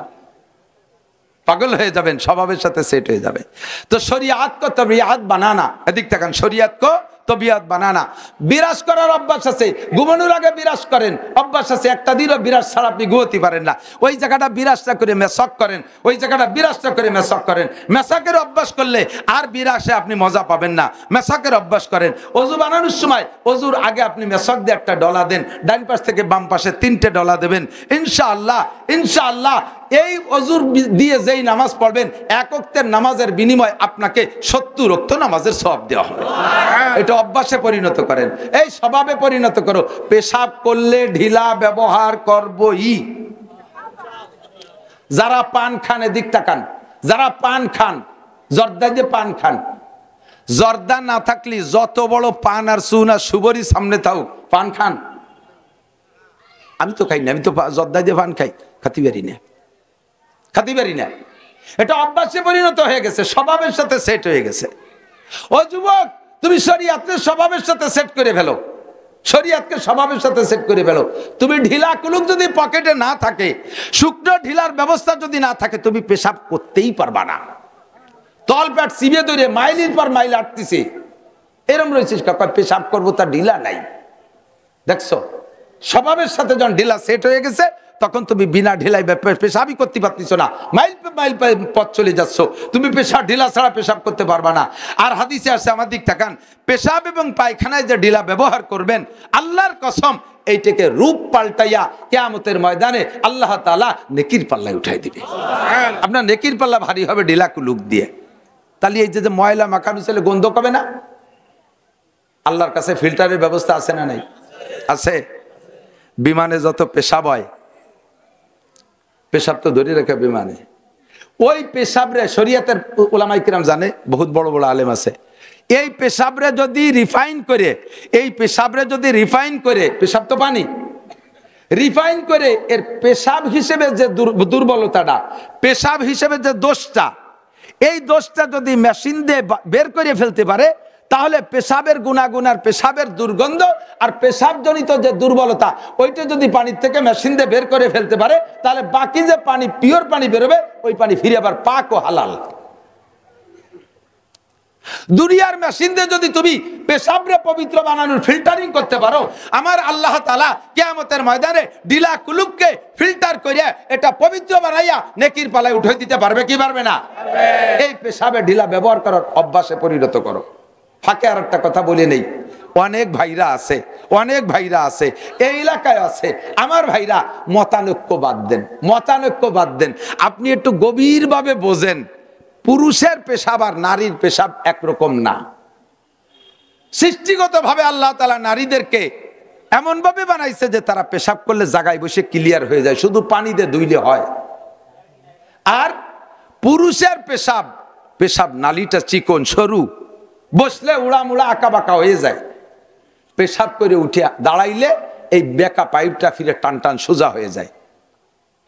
তো বসা অবস্থায় পানি দিয়ে ধুয়ে উঠে আটা দিচ্ছেন, এরপরে দাঁড়াইলে পাইপটা টান টান হয়ে গেছে, তাহলে উড়া মুড়া কুড়া কাড়া তি মাথা চৌরাস্তায় যে যে পিঠক 1-2 ফুট আটকেছিল, ও এখন আস্তের দিক নিচের দিক আসবে না? আসবে না? তো এই 1-2 ফুটা যে নিচের দিক আসলো, ও জায়গা কি বালতি ভাতা আছে? রসিও ঠিলে পাইতে তুইছেন, তো ওই 2 ফুট পড়ে যাবে কোন জায়গা? গায়ে আর কাপড়ে, গায়ে আর কাপড়ে।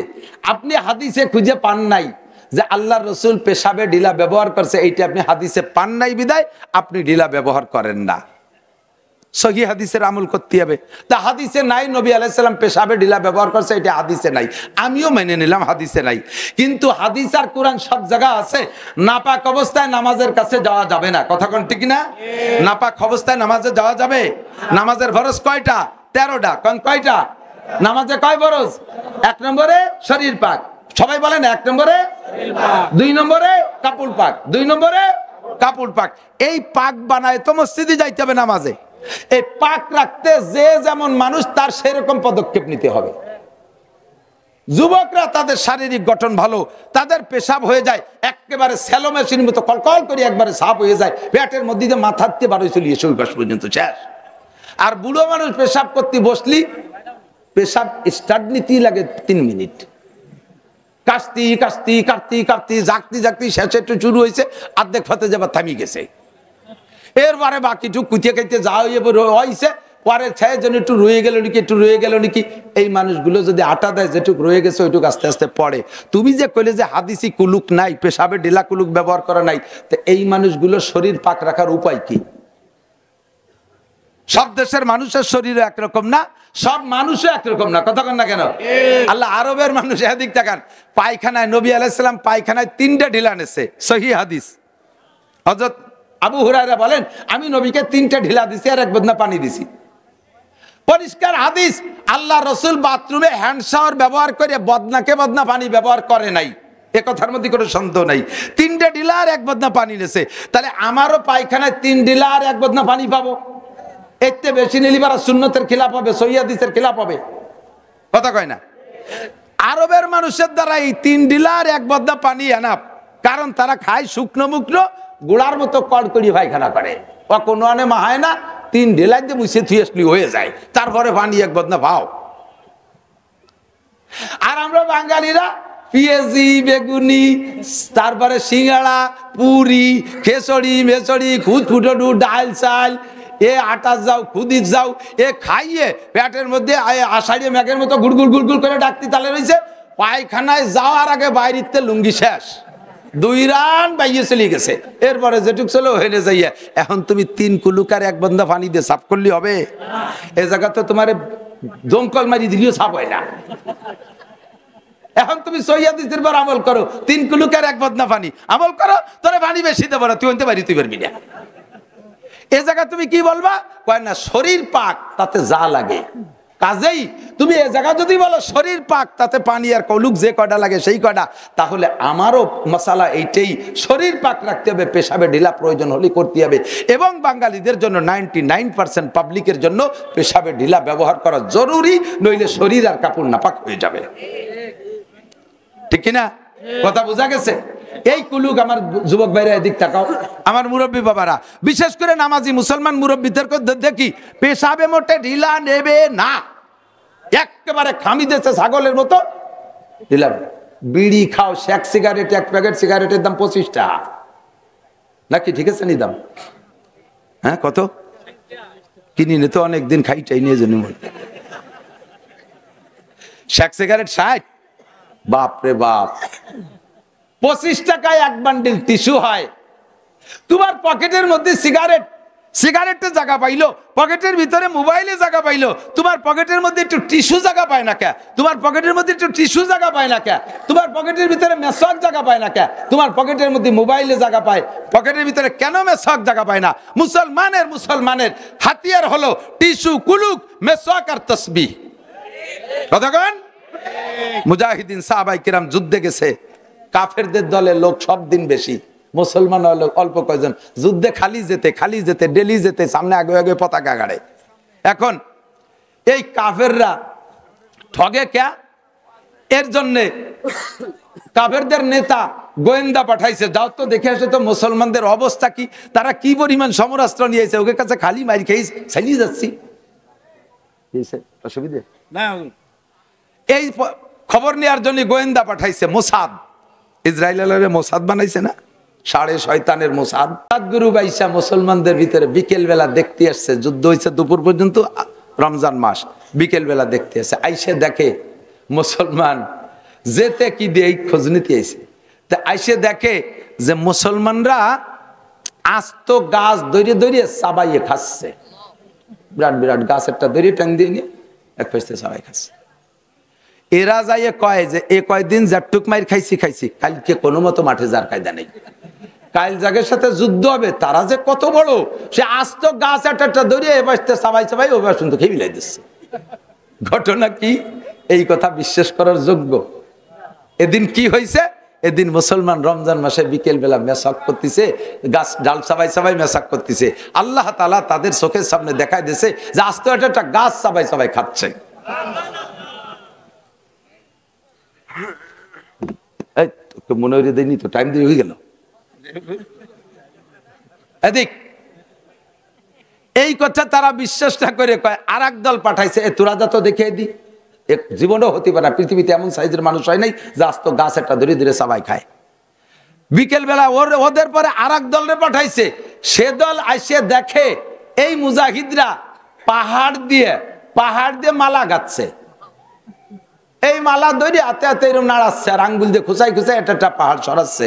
সে সময় হলো তসবি গুনতিছে, দেখে যে 100 পাহাড় এই সুতোই গাথা হাতের এরকম নাচাই বেড়াচ্ছে। পরের দিন যুদ্ধর ময়দান ফেলাই তুইয়ে সাইডে উল্টো বাইশ দিয়ে। মুসলমানের হাতিয়ার তসবি, মুসলমানের হাতিয়ার মেসওয়াক, মুসলমানের ইমানের হাতিয়ার ডিলা কুলুক। এইটাকে যদি স্বভাবের সাথে সেট করে নিতে পারেন, তাহলে দৈনন্দিন যে কাজগুলো স্বভাবের থেকে করেন তা করতে যেমন কষ্ট হয় না, শরীয়তের আমলগুলো করতেও কষ্ট হবে না। কথা বলেন ঠিক ঠিক না? আল্লাহু আকবার। এর নাম হলো আখলাক। এভাবে ইসলামের যত বিধান আছে পর্দা করা অভ্যাস করেন। এক মহিলা, একটা মেয়ে, আমি তো মক্তবে পড়াইতাম, একটা মেয়ে এসে আমার কয়, হুজুর আমার ঈমান আছে, আমি ঈমানদার। আমি কিভাবে ঈমান আছে? কয় যে আগের দিন গত 2-3 দিন আগে যে হাদিস পড়াইছেন না, যার লজ্জা আছে তার ঈমান আছে, যার লজ্জা আছে তার ঈমান আছে। এই হিসেবে আমি বুঝছি আমার ঈমান আছে। তোর কিরকম লজ্জা আছে? আমার বোরকা ভর্তি লজ্জা করে।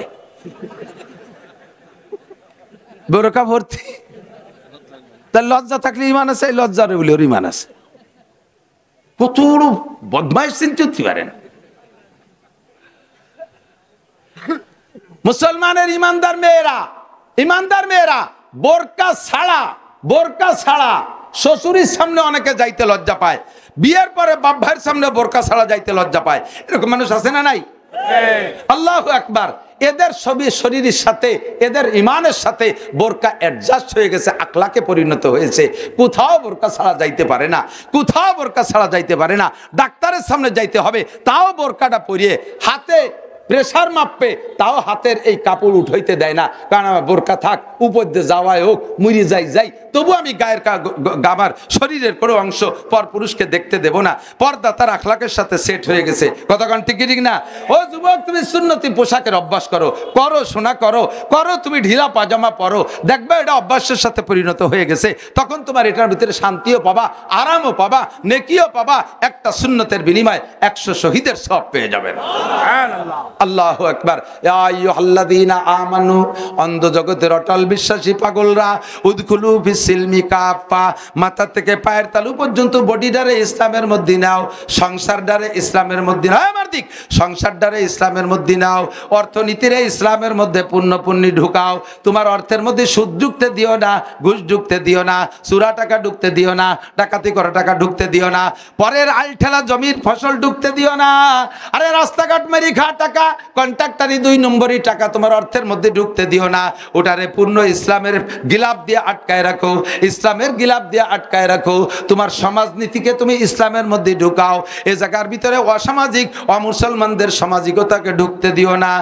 ইয়া আইয়ুহাল্লাযীনা আমানু দুখুলু ফিস-সিলমি কাফা ওয়া লা তাত্তাবিউ খুতুওয়াতিশ শাইতান। ওই শয়তানের বাচ্চা শয়তানদের পদাঙ্কন অনুসরণ করবা না।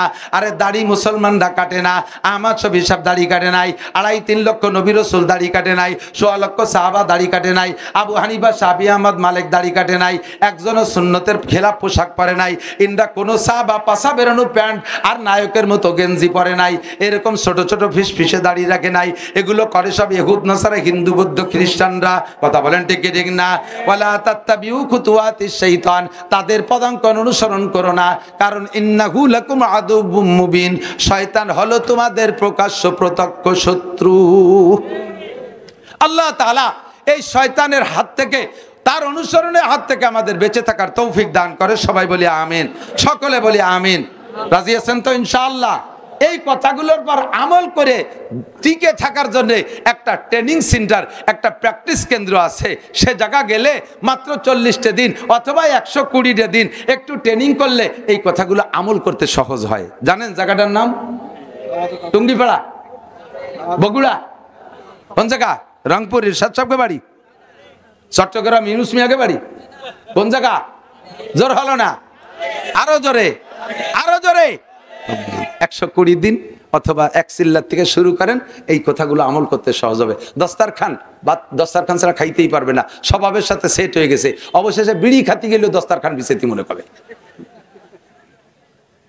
দস্তারখান স্বভাবের সাথে এমন সেট হয়ে গেছে, বিড়ি খাতি গেলে দস্তারখান কো বিড়ি খাবো,